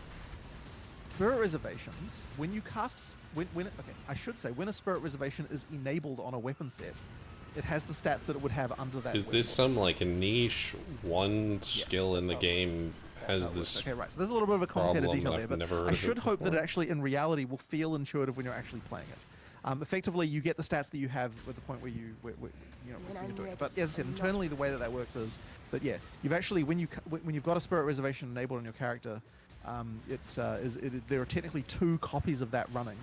One is kind of like one for each weapon set, and then the one that's running comes to the fore as you switch. The technical the back end of how that works. So whatever that. What I'm hearing is then snapshotting for the Spirit Reservation is permanent minions. If you do go back to minions as well, they will have a reservation such as auras on the Spirit, so that will function the way you're saying. Yes. But you're also telling me that the way we snapshot or can snapshot in PoE1, which is only limited to one specific minion nowadays, would work in PoE2 as well, because that is a temporarily summoned minion. So you could snapshot a temporarily summoned minion will effectively snapshot the weapon set. But the thing that I should say though is that this isn't technically snapshotting, because the way that the weapon sets are implemented is that your character at all times has multiple complete copies of your stats and all your. Isn't it crazy how many hours I have in this game? I have no fucking clue what they're talking about right now. I'm so lost. I have no idea what this is. I thought they were talking about auras that you have in both weapon slots when you swap between them, which one it uses. Like your level 20 or your level 10 one, but I have no idea what they're talking about now. Skills loaded for each different weapon set. So actually you have 2 non-snapshotted weapon sets of all of your skills. Sorry, this is getting way into the deep internals, but effectively, like, if you change your items, then that will change the minion. But when you change from one set to the other, it doesn't change them, because really you have, when you've got like a temporary minion skill equipped, what you've actually got is 2 different skills, one for weapon set A and one for weapon set B. We don't like present it that way, but that's what's going on under the hood. Yeah. And so effectively, the set you cast it on it will use that set that you have. Yeah, no, it makes perfect sense. Yeah. Okay. Cool. Really? Okay. I got you. Right. Makes perfect sense. I know. To a new player, that must seem completely incomprehensible, but I can assure you that it will seem relatively intuitive when you're using it. I hope. I haven't been looking. What is? I'm gonna rewind that later. What did DM's face look like talking about that? All right. So I have a question on a completely different topic. I actually got 2 of them. Right? Yeah. So it seems obvious in PoE1, at least in my experience, that PvP is not a focus of the game. It's in the game, but not really, right? So I'm assuming we're keeping the same philosophy going into PoE2. This is not a PvP-centered game. Maybe there's an arena somewhere you can smash each other, but that's about it. Yeah. And the reason for that is really just that we have been punished each time we try to really. Okay, I say that like it's the player's fault. It's not. It's our fault ultimately. But yes, PvP releases have not. That's not true. Battle Royale was good. The Battle Royale was actually really good. It needed some quality of life, like a little bit of quality of life, but the Battle Royale was actually really fun to play. And I'm shocked that they don't still have it, or at least have it replaced the current PvP thing. Have not gone well for us. It has not been something the players are calling out for overly. Really? So it's just kind of something that we're like, we have no reason to worsen support for it, but we also have no reason to really like go ham on it either. Which maybe we'll try again. Maybe we'll try again one day, but not for PoE2's release. I guess our non-traditional form of PvP is more to do with like Not that we fully embrace it nowadays, regrettably, as racing. Yes, racing is a form of PvP that Path of Exile has succeeded at to some degree. We should embrace it more. I'd like to do more there. Leaderboard. But it's something that it's a bit of an unusual form of competition as far as most games go, but it has been a thing that kind of has been something that people have liked. So I'm hoping we can preserve the racing scene for PoE2 as well, for sure. In that spirit. Does that mean, oh, go on, Ghazzy.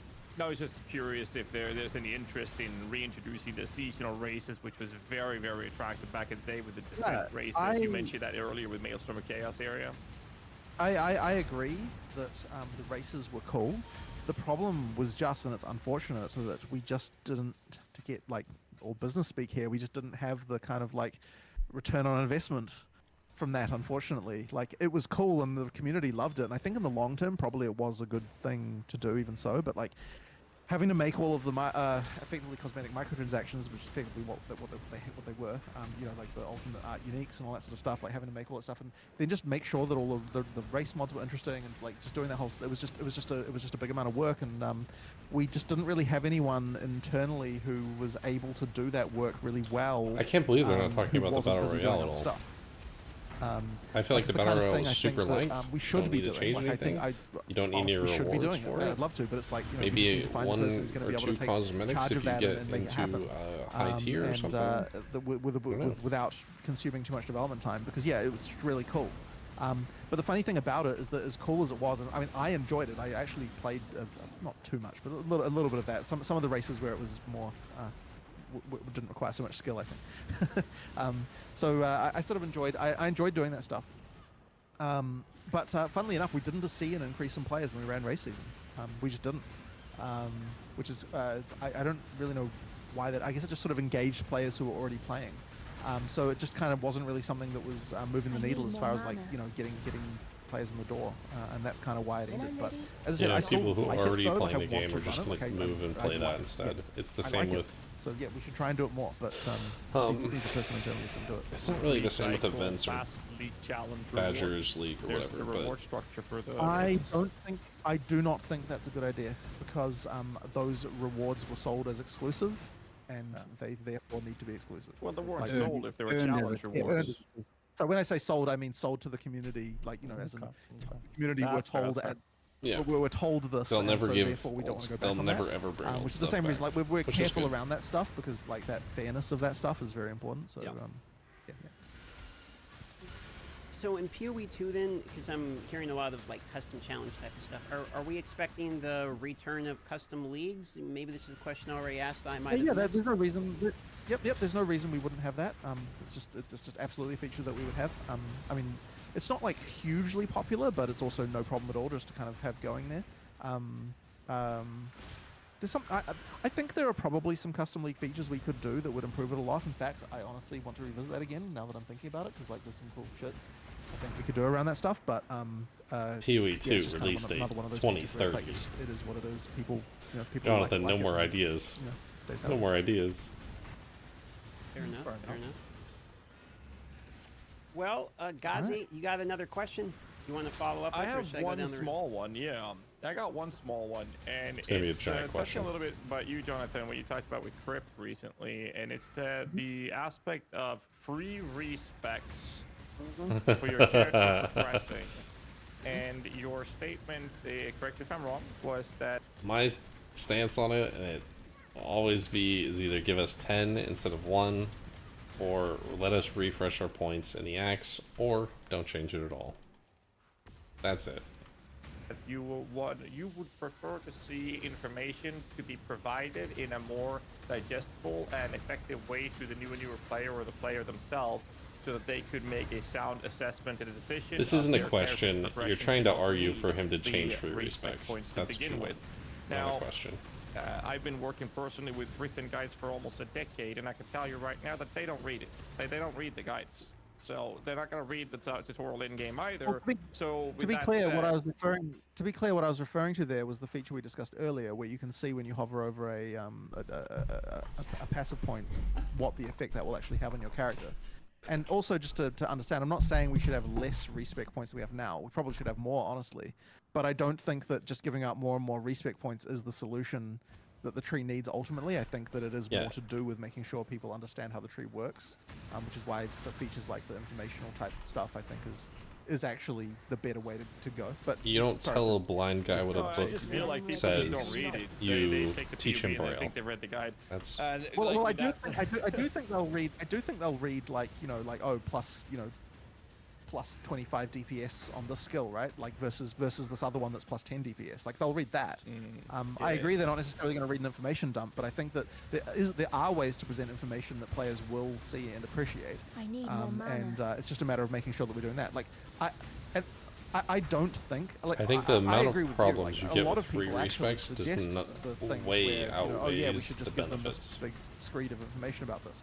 And I'm usually of the opinion that actually, well, once again, like nobody reads that, right? Like they're gonna watch you have to. They might watch a video on something if it's right in their face, and not too long and not too complicated. They might look at like a plus 20%, plus 20 DPS like number that's there, but they're probably not going to go off and read a big screed about how some particular mechanic works. So yeah, I agree. We have to do that. But as I said, I think it's just a matter of presenting information really succinctly and well, and making sure that we can find just good little UX ways to do that. Speaking of I player, guess my. Oh, sorry. Go on. you want to go, guys? So I guess my. Yeah, I'll take it. So, I think that my question goes down to, do you really think that making sure that that information is available for the players to make that decision, that assessment, is going to be enough? Because when I heard this in the interview, my reaction was, I don't think the majority of the community will feel that that is a fair solution or a good enough of a solution compared to having increments of, hey, okay, you've reached this point, you can now use one free respec. All right, well, I'll ask you this question then. Do you think you should be able to make mistakes on the passive tree? Absolutely. Okay, well, if that's the case then at some point there's going to be people who are unable to allocate the correct points even regardless of what information you give them. That's just a thing that can happen. So, is the problem, if people have to be able to make mistakes, then on some level, is it possible, like, what solution, like, if we're we're going to give them all the information that they need, if you want people to be able to make mistakes, then yeah, like, what a good comeback, Jonathan. I don't know what else we can do, comeback. you know what I mean? Like, at what point do you People say, need at what to point fail. does it become People the fault need of the to make person allocating mistakes. points? It's how you know what I mean? you Like, learn. If people are able to make mistakes, then there You has know, to be if you a get point where that's the handheld your case. I'm whole gonna die Then way it's just a either question way. of where do you draw the line. Yeah, You yeah. can put in all the yeah. tips you want in the Just game. where you I'm draw the still line, you gonna know what I die, you know? Yeah, yeah. So then, I mean, so the then, I don't understand why the community. I feel like I don't understand. I don't know who this is pushed by. If it, I don't want to call anyone out for it, but is it pushed by content creators that think their community is stupid And not before. and they need their way handheld through the whole way, and I just don't. I don't get it. I don't get it. It's such a non-issue that I don't get it.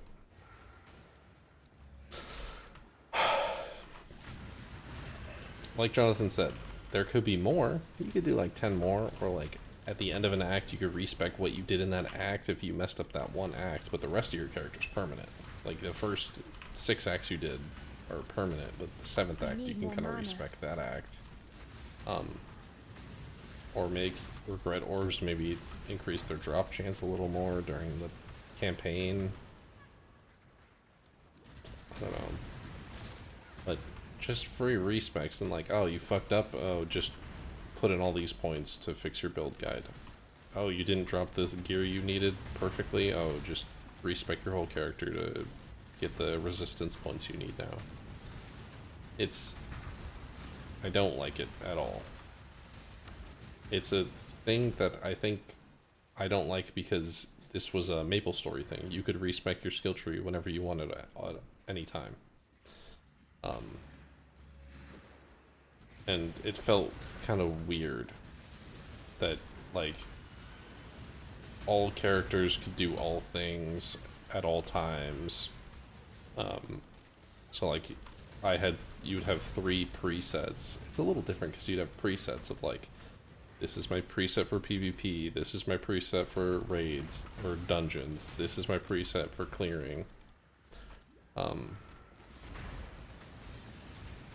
Instead of like, this is a build for this. In PoE, it's more like, this is a bossing character. You can't just respec your whole character and now your character is a clearing character every single time you want to. That doesn't... I don't like that idea at all. And it's also like, oh, a new player didn't understand at this point, did this, so now they feel punished or they hit a wall and they don't know what to do. Figure out what you did wrong and now go again. You're like, oh, okay, now the next time around I won't make those mistakes. I'll do this, I'll do that. Not... yeah.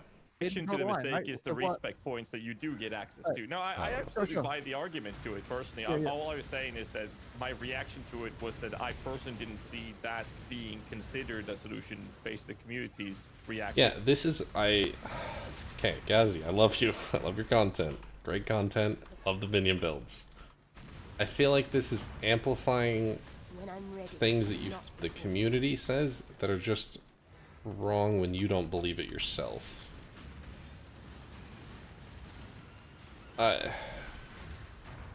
Yeah, I don't know. But I might be wrong, and I'm happy to be wrong on this, because I think that the argument you're presenting is more than valid, and I actually agree with you personally. So I'm just trying to... So, yeah, he says it right here. He agrees with all of this, but he still thinks the community is going to be mad about it, which... they need some tough love. The community needs some tough love. Have you seen the fucking questions in the subreddit that they ask and shit? These motherfuckers have lost the plot. They are so far gone from what... I need more mana. I seen a post the other day about adding the Diablo 3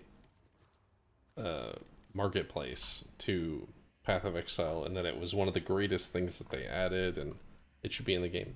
There should not be pay to win in this fucking game. They've lost the plot. Yeah, so... A particular thing, just as a random bugbear, by the way, and like this is a thing that happens all the time, but it is a bugbear of mine. Is a lot of people will phrase feedback in terms of like, I think other people will think this, and whenever your feedback is like in this way, I always kind of take it with a little bit of a grain of salt, because it's like, what if everyone thinks that other people will think this, right? Like then it's not even a thing anymore. Jonathan, I want to gluck you right now, okay? This is exactly it. Other people will think it. If everyone thinks that other people will think it, no one thinks it, but everyone thinks they think it. That's what's happening with this.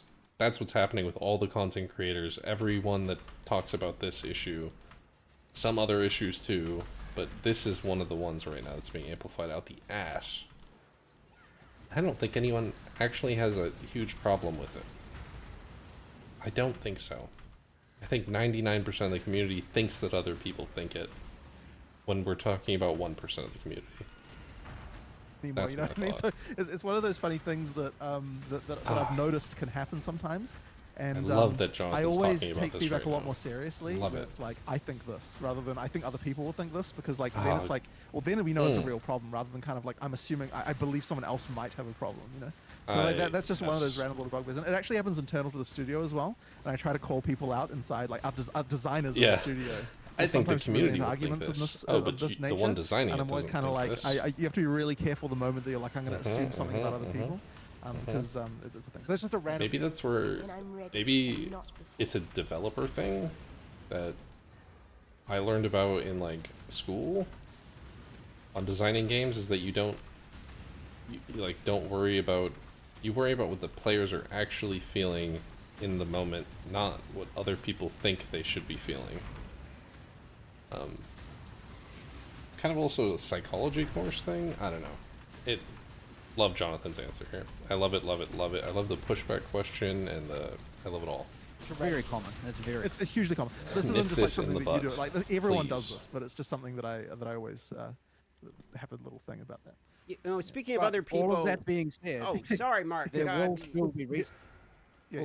there will still be respect points offered. Right? Yeah, yeah. It's just then we have to answer. Okay, yeah, I'm pausing a lot on this, but there will still be respects. My dominating blow character this league, I played it for the first time. I didn't really like dominating blow. It didn't feel good. Maybe if I really juiced it and played a really good one, it would have been okay. But then I was like, I'm just gonna respec this character, and I played the new Pendants brand.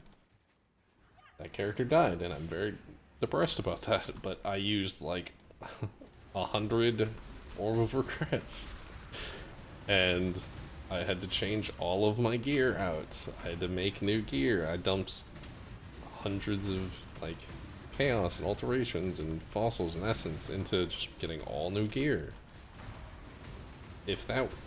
Which I had to save up, and I had to go get the gems and get everything for it, and I liked that. It was a good grind. Grinding your games, grind. But,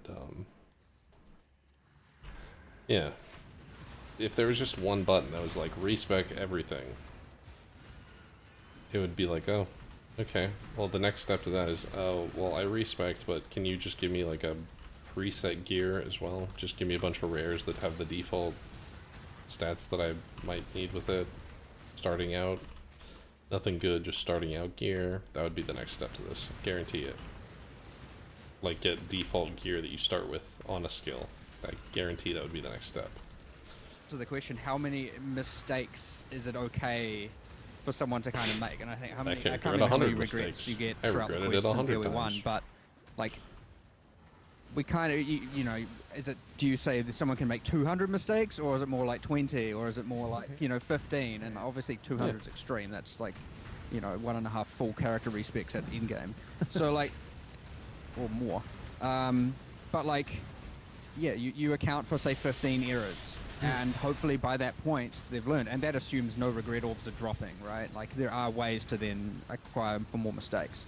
And it's a very, very different scenario if you're talking about, like, I just want to completely change my build, which it's a whole different topic, but I mean, that's what re-rolling is for, I guess, generally, if you don't want to, you know, cough up the currency for it. Speaking of a whole different topic, one of the questions I'm seeing all the time is people are wondering, it is cross-platform, but does that mean it is cross-play? Can we get some clear, you know, some clarity on this right off the top? Console and PC interacting, yes or no? I do want to be more clear about this, but we haven't quite gotten to the point where we can talk about it yet, unfortunately. But it is. My understanding is this, not in PoE's regard, but in other games, this is hard because consoles have a lot more requirements and things I only know this for developing apps for like Apple Store to Google Play, is like Apple is a lot more restrictive in, I don't know the word for it, in features or stuff like that they require. So you essentially, when you develop a Google Play or a Apple game, they're a little bit different games. They're not quite the same game.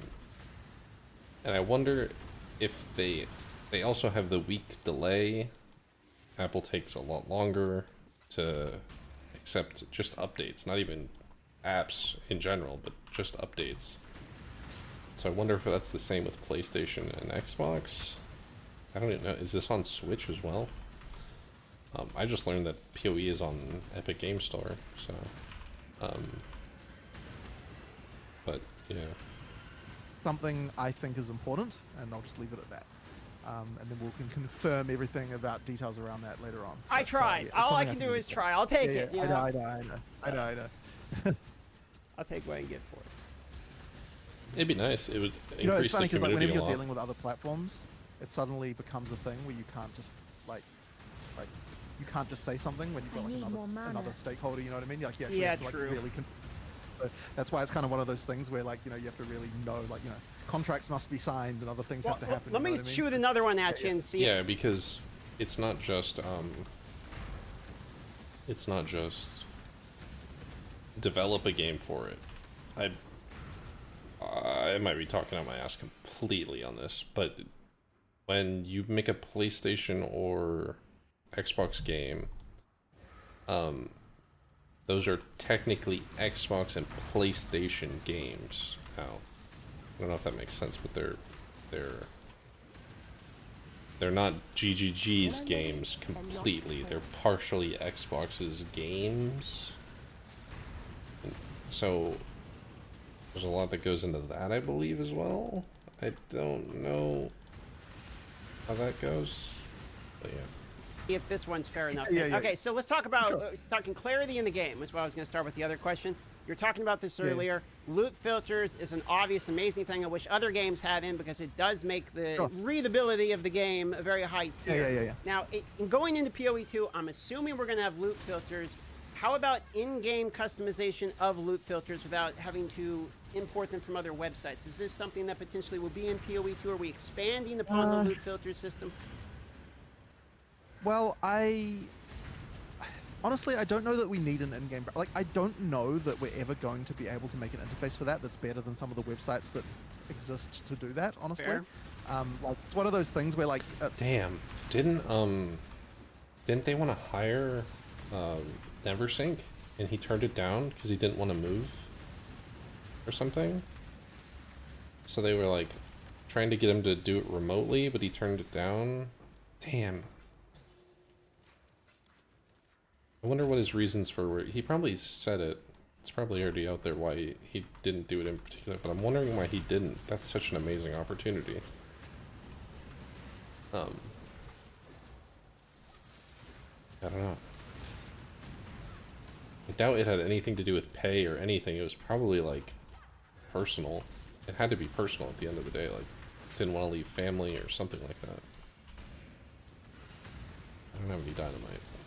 like, you know, this is another one, like a very similar question people have asked in a similar nature is, hey, why isn't the trade site in the game client? And it's exactly the same thing. Like, I think a website is actually a better interface for being able to do that than a game client. That's wrong. That one's wrong. You could just remove the header of that website and just put it straight into the press a hotkey and it pops up. Just go boop, it's right here. Boop, it's right here. No, I disagree with that. Necessarily will be. That's one of the first things I've disagreed with them on. There's probably a few things we could improve feature-wise in loot filters, like just I don't things to understand do why with, that's like, you know, not a like some of the features around what you can mark up. Or an and NPC you talk to, and like second you talk to him, it's like I think there's a few extra little visual place styles in we could town add that you talk to, and bits and bobs like that I think could be cool.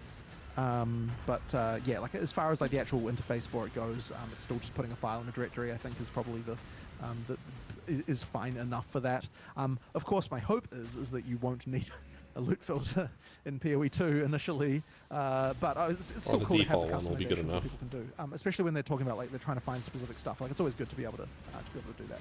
So. It is certainly my hope as well that in PoE2 you will not need it beyond formatting things to look more important. Yeah, sure. As opposed to just hiding 99% of everything. Because the community obviously are going to have the things of like this is valuable, this is valuable. That's what they're deciding, and so obviously they're going to want to make loot. Yeah, it's so a leveling character, like they're so different. There's so many skills. They're so different on what a perfect loot filter was for it. I'm lazy, and I just use the same loot filter for everything. I just download all strictnesses, and I just increase the strictness whenever I need it, but a lot of people like custom ones. I know that, like, Hawks has his for leveling, and does Ziz do loot filters with his guides? Don't know if he does that. I don't know if Ghazzy does that either, but I know that Pox does, and maybe some others. Like, it's cool that, like, white background, red text equals expensive item. Like, that is, you know, and it's big and right in your face, and you're, oh, that's awesome. You immediately get that. Right. Without having to read, you immediately go, like, value. There's something valuable there just because you see the color. But then we want the community to be the ones deciding what they think is valuable in that regard. So that's why the kind of like community maintain that. But ideally, you shouldn't want to have to filter items out entirely in PoE2. How does the decision of you see somebody, you're saying like filters as an example, you see something that a third party will make where you say they do such a good job, we don't necessarily need to improve upon. It's already there. People can use it. Whereas opposed to other things like path of building you were talking earlier, it's like we don't want to implement that in the game because this actually has negative connotations. How do you as a team come together to decide which of these you're being allowed to, okay, the third party does this better, and how do you decide which ones what you like with the third party you're doing? Did DM just like take a shot of coffee, espresso or something? He is rattling off questions. But we think we should do it in I the like game. it. How does that thought process come together? I guess a lot of I guess the thing there would be like, how many things have we actually done ourselves? And I think the trade website. The trade website would be one of the big ones, and that one really. Oh, the old I'm trying to trade think site back was to where the motivations awful. there were. It's kind of like Too much there was a lot of clutter. dodgy stuff around, like third-party. No, that wasn't really the main part, though, was it? What was there? What was there around the trade site that was kind of the main reason we did that? Well, I'll tell you one of them. One, just the UI of it was fucking PoE. I think it was PoE trade, PoE.trade. Something. Trade, whatever the fuck it was. That was awful. Also, it had ads to buy currency on it, which was awful. Like, there's still that one site that if you ever, the one that always it gets me is if you search up what a vendor recipe is, that website or influence mods. If you ever Google those two, you'll get that one website that When I'm ready and not sells currency.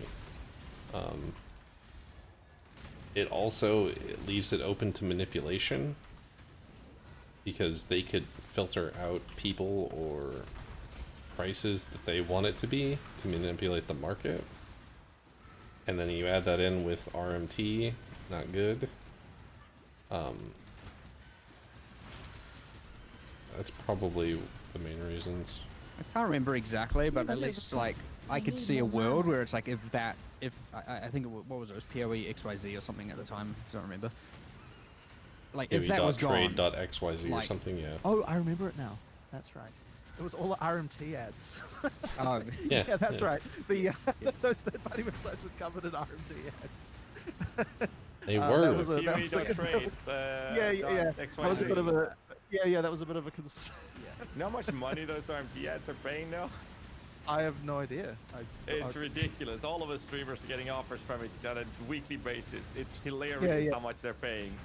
But even, you know, it's funny though, because even with that one, we were like, we don't want to ban like the API. We don't want to actually like remove that. We're just like, let's just make a trade site that's better, such that we outcompete them based on that being a better trade website, which kind of ended up working in the end. That's kind of crazy because like even ad companies are doing it, like they're being told. Even PoE Lab has had this issue where those kind of ads have snuck in, and they've been trying to work hard to make sure that doesn't come. And even then, it still sneaks in every now and then. It's almost impossible to stay away from. But it's actively active work around it. Because I know a little bit about this because you normally don't. For big ads, you buy. Or they pay you the rights for that ad, but normally you go with a provider for ads who just subs in what they think is good. And sometimes they'll think the RMT sites are related and good. They don't. These are people on the other side of the world that have never played PoE, maybe they don't even play games in general, that are deciding what the ads are. So unless you buy specific or you do specific contracts with specific companies' products, you're gonna do it with an ad company. So yeah. But I mean, we sort of like I think it really just comes down to exactly what I was saying before about like new player, like, you know, will this feel more overwhelming or less overwhelming if a new player sees this as part of the expectation? So I mean, I'm happy for those things to exist. Weird. You know, there's all sorts of like crazy tools out there, and honestly, like it would be cool if we did more effort to some APIs and things like that to allow more stuff like that to exist. I think it's fun when the community makes those tools, but yeah, it really just comes down to, you know, is it new player friendly or is it not new player friendly? Like, can we do a better job or can we do a worse job? And these are the factors that go in for that, really. But like on that topic, so can we then assume, based on what you guys just told us, that you guys are happy with the sheer quantity of third-party tools that people are utilizing, or in many cases even expected to use? Well, okay, so there are some I certainly don't like. You know, like there are things that I think. Careful. Careful. This is dangerous topic. Cross the line a little bit. Any but names? No, no, Ghazzy. I want to really No. do Don't that, answer that, but, you know, Jonathan. like, yeah, sure. There are some things that I kind of don't love so much. Don't maybe, answer maybe you're that. more happy to name names, Mark, than I am. But Well, no, I'm not, I won't. Yeah, There are let's not- some Good, tools. good, There are some good. tools that are like okay, talking about some that are not allowed. For example, Flash macro. sometimes you go and trade with someone. Sometimes I go and trade with someone. I need more And they have mana. unreasonably put all of that currency in the trade window faster than a human could. And I'm like, alright, that's questionable. And yeah, I could do something about it. But then I'm like, well, the fact that this many people need that is a development problem I want to fix. Oh, it's not So, a bot. for it's example, a I think in macro to put 324 we're going to currency be in. pushing for if you control shift, well, you know, you can control click all your currency into the window. If you do control shift click, it'll put all of the currency of your inventory into that trade window all in one go, right? So now you don't need to have this Your portal scrolls illegitimate would go with it. third-party tool in order to do that. And and once we have that feature, then we can potentially start banning people who use that tool. well, sure. I'm not to say there isn't people being banned for it or not. I'm just saying, like, I've gone and traded with someone and I see someone and, you know, like, sometimes you go into, like, You just have 300 latency. I think as a dev, you just have like, god damn it, what the fuck is happening here? Is this a bot? No, he's talking like a real person.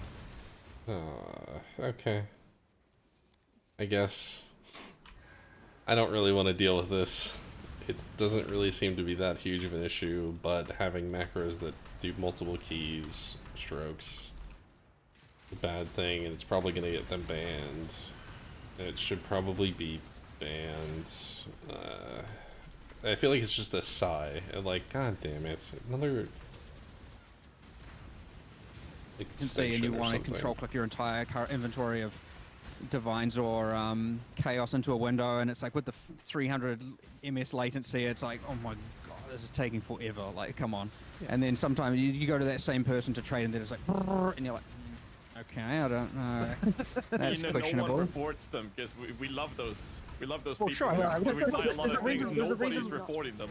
Yeah, I know, because there's a reason we don't. That's There's a why reason we don't ban for that. I could easily just be like, all right, I'm just gonna become a police here, or I'm gonna be like, but it well, is against terms of use, because technically you are doing multiple actions on one thing, and so that's against terms of use. But at the same time, we've kind of been like, you know, like, I mean, it would feel a bit bad for us to ban people for that, right? You know. Yeah, exactly. So It's just But at the like, same- I but at don't the want same to time, have we to deal with recognize- this you know, issue, so but we therefore get that come it's up a with bad solution thing.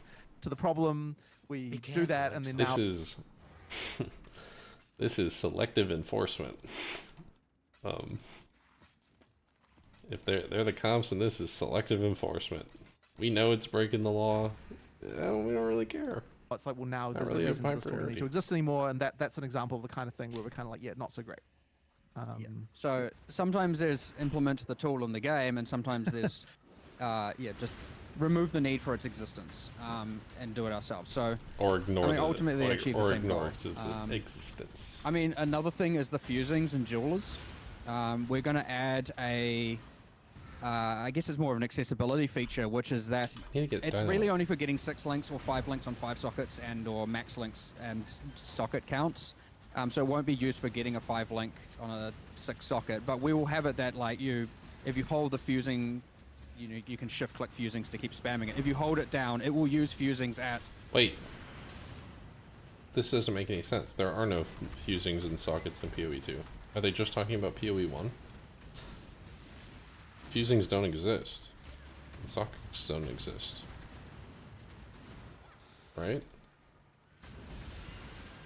Some rate per second. I haven't determined how many it uses. I want it to be like. They must that be way you talking can about just fast, Six PoE1. link without having a Yeah. So it might be Oh, I faster to love this. click, but you'll save the mouse hand a little bit. It also obviously controller will get the same thing, so you can just hold down the button. It'll be like ding ding ding ding ding ding. Some right. I don't know how fast it'll be. No. Sorry, we just had someone in the community just messaging us, but hey, you're spoiling other features. but There will be plenty of people who. Yeah, I was saying earlier, they're stepping on. Yeah, yeah. If they release too much stuff, they're gonna do. real They're stepping on question, like and just to community make sure that I teams. heard Now you the guys community correctly, can't was release this that. They have something to that go is make something new. confirmed for next league? It's funny. It is. The tasks have been sent to someone with the target version of 3.24. Correct. Okay. It'll be like Yeah. all of you. Yeah, well, That's we can never promise things will be done. At least in this case, but the goal is to do so. Yeah. it's on the road. One other spoiler. Sorry, Nick. hey, skip forward. Come on. No. Spoilers, This is more. specifically for DM. I am really trying. This is a different kind of spoiler. I'm really When trying I'm ready, to make a I'm not hideout, before. a microtransaction hideout at that has contained within it an entire tower defense minigame. I really want to do this. So you can hit a button and send monsters going, and you can build blight towers. Log in. I want this so much, and I will try.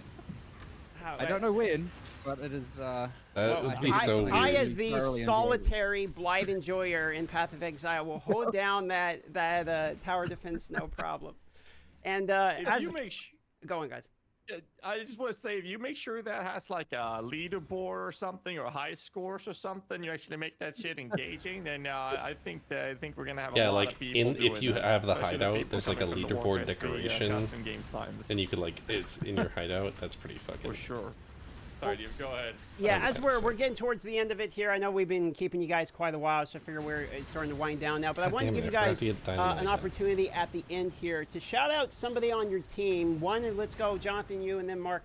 Can you drop one person on your team that you feel is doing a particularly amazing job lately going into the Path of Exile 2 development, and why?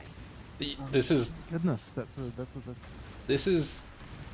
It seems like a fun, uplifting, good question. This is actually a bad question for morale, I believe, because for every one person that they say, everyone else on that team will feel like they're not doing well.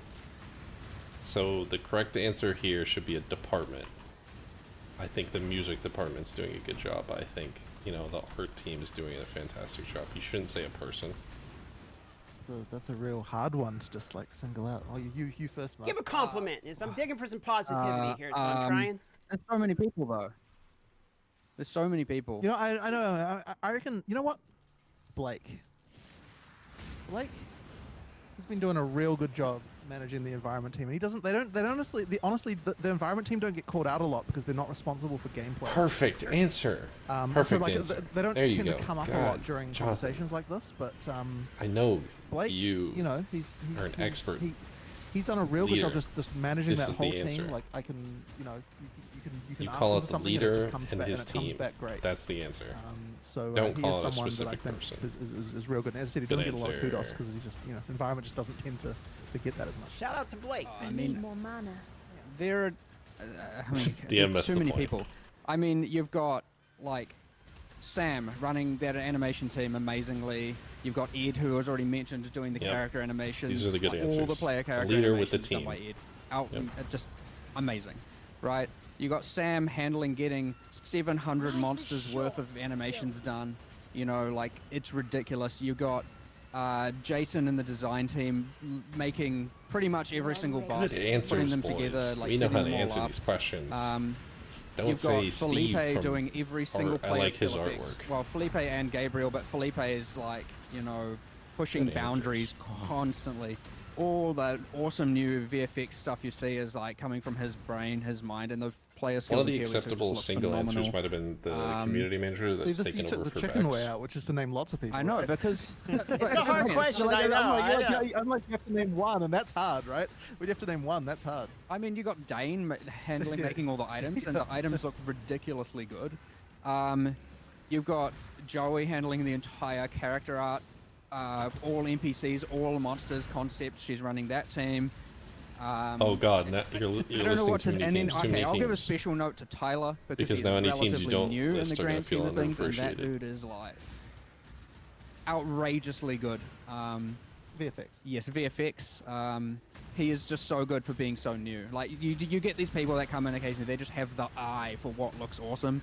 He made most of the boss effects you see in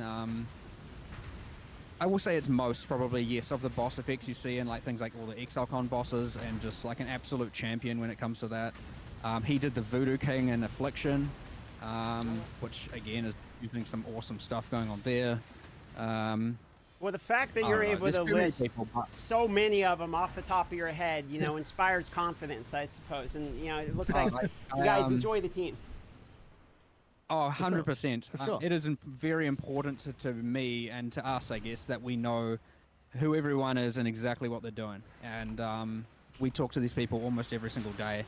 Our style isn't middle management. We talk to someone who tells everyone else. Like, we talk to these people, we engage with these people all the time. And it makes as a developer, the level of passion going on here is like amazing, and you see it in these people. It feels good to have a boss certainly like give them this. the opportunity to, you know, shine. Hopefully they see as it that much way as well, GGG gets called out for the at least I feel that happened. I mean, I can speak to that because that was me, excessively right? heavy work hours that you might not know this, DM. Some people do, but like 11 years ago, I started as QA in this company. Oh, really? And now I am one of the game directors and currently like it running feels so PoE good 1 to have and a boss alongside like this. Jonathan for PoE2. Like they seem really passionate about it. Mark likes to tell the story about how I do they like are to, acknowledging everything that you guys are yeah, doing. he wasn't going to hire me. To be fair, not his fault. I was pretty. I walked in and these guys just asked me some questions in the middle of the room, and I didn't know this was the interview. And then I was like, and they were like, "Sweet, thanks for coming in." I left, and I was like, "Okay, well, I didn't get that job." And I just thought it was a casual conversation. I didn't realize it was. I mean, that's because that's casual conversations of how we do it. Now I know this is how things happen, but my expectation of how companies worked was very different to how this one works. So anyway, it's all good, man. My first it's awesome. interview, I showed up in pajamas because I didn't know it was an interview, and I did not get hired, in case you were wondering. So yeah, I've had similar experiences, but yeah, I want to thank you guys for your time. I want to thank the whole team, all the people you mentioned, and I really appreciate you answering some questions. I know we had probably some hard ones. We had maybe a little bit more softer questions in there too, but it was enjoyable to have the 2 hours and change you guys have shared with us here today. So thank you for that. And last thoughts or anything you want to mention here at the end as we're wrapping up? I think we're good. No, thanks to everyone, including you guys, obviously. And good luck with killing the rest of the Ubers. I have been watching all of your boss kill videos, DM, and I really enjoyed your Cirrus one. Yeah, it's good fun to watch. I haven't watched any of them After this, I'm doing hardcore solo self-found. It's a character I'm working on now, and if I die, I have to get to 100 subs. And I'm trying to make my way to Beat Shaper, so that's the current goal. And it's been a fun progress learning path. How many subs is he down? Ghazzy, you got any last mentions, call-outs, anything you got going here, brother? No, Previ got me roped into playing a bow build, so I'm doing Bomber, and it is bombardment is crazy good. Whoever designed that, chef's kiss, dude. Holy shit, dude. I don't think I've ever enjoyed a bow build this much in my entire life, and I've played this game for a decade. So I'm very happy with that. Bombard. Outside of that, thanks so much for joining. You'll find it's the flare one, right? You throw the flare and it bombards it down. You'll find this entire video if you didn't catch it from the beginning on youtube.com/GazzyTV as well. Big shout out to both you guys for joining in, Jonathan and Mark. And we will have another one with Jonathan after the reveal of the witch, apparently. Booked and confirmed. Ship it and clip it, boys. Skip it and clip it. All right. Thank you so much for this, and we will see you next time. Awesome. Thank See you. you later. Bye. Cheers. Okay.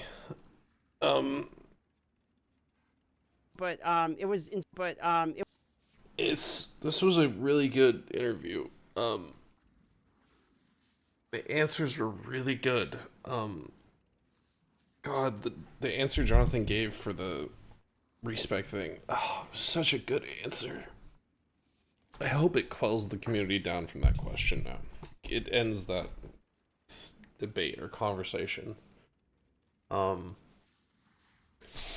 thing I didn't like them talking about not putting the trade website. They didn't want to change it, just put the trade website in. Like, don't change it at all. You don't have to change it, make it better or anything. It's just the exact same way it is, but you just go, boop, whoops. You just go, boop, and then trade websites here. I don't get why they don't do that. That's a little weird. They lost one thing I didn't understand at all was they were talking about snapshotting and stuff. I guess I'll look that up later and what all that is. I don't know what that was. DM asking about Blight and Blight type maps in the future. His hideout. Ghazzy was asking about crafting. That's gonna be interesting. What's gonna happen with filling his inventory and his stash with base types when he's trying to mirror tier craft in PoE2. Gonna be interesting.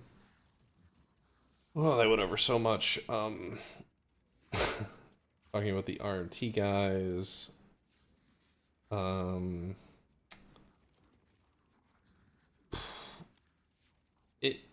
I was surprised that this wasn't more on PoE2.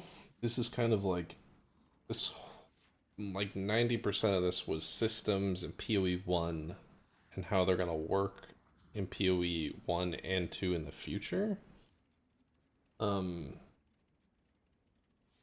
Which I wish they asked a little bit more about PoE2 stuff. That's why I kind of wish that I was saying that this interview happened after the Witch was announced, so that they could have asked more precise questions about minions and stuff like that.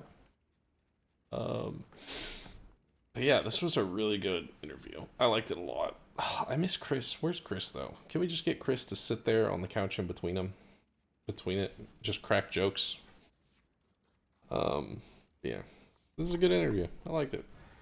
When I'm ready, I not before. wonder who they'll be doing next, if they'll be doing another interview. Let's go take a little glance. Maybe they've announced something on the website. Let's see, news. Happy New Year. Tavern Talk. Yeah, I guess they haven't said that they're doing another one, so maybe it'll be the Witch videos, the next thing I react to from them. Alright. Hope you liked my commentary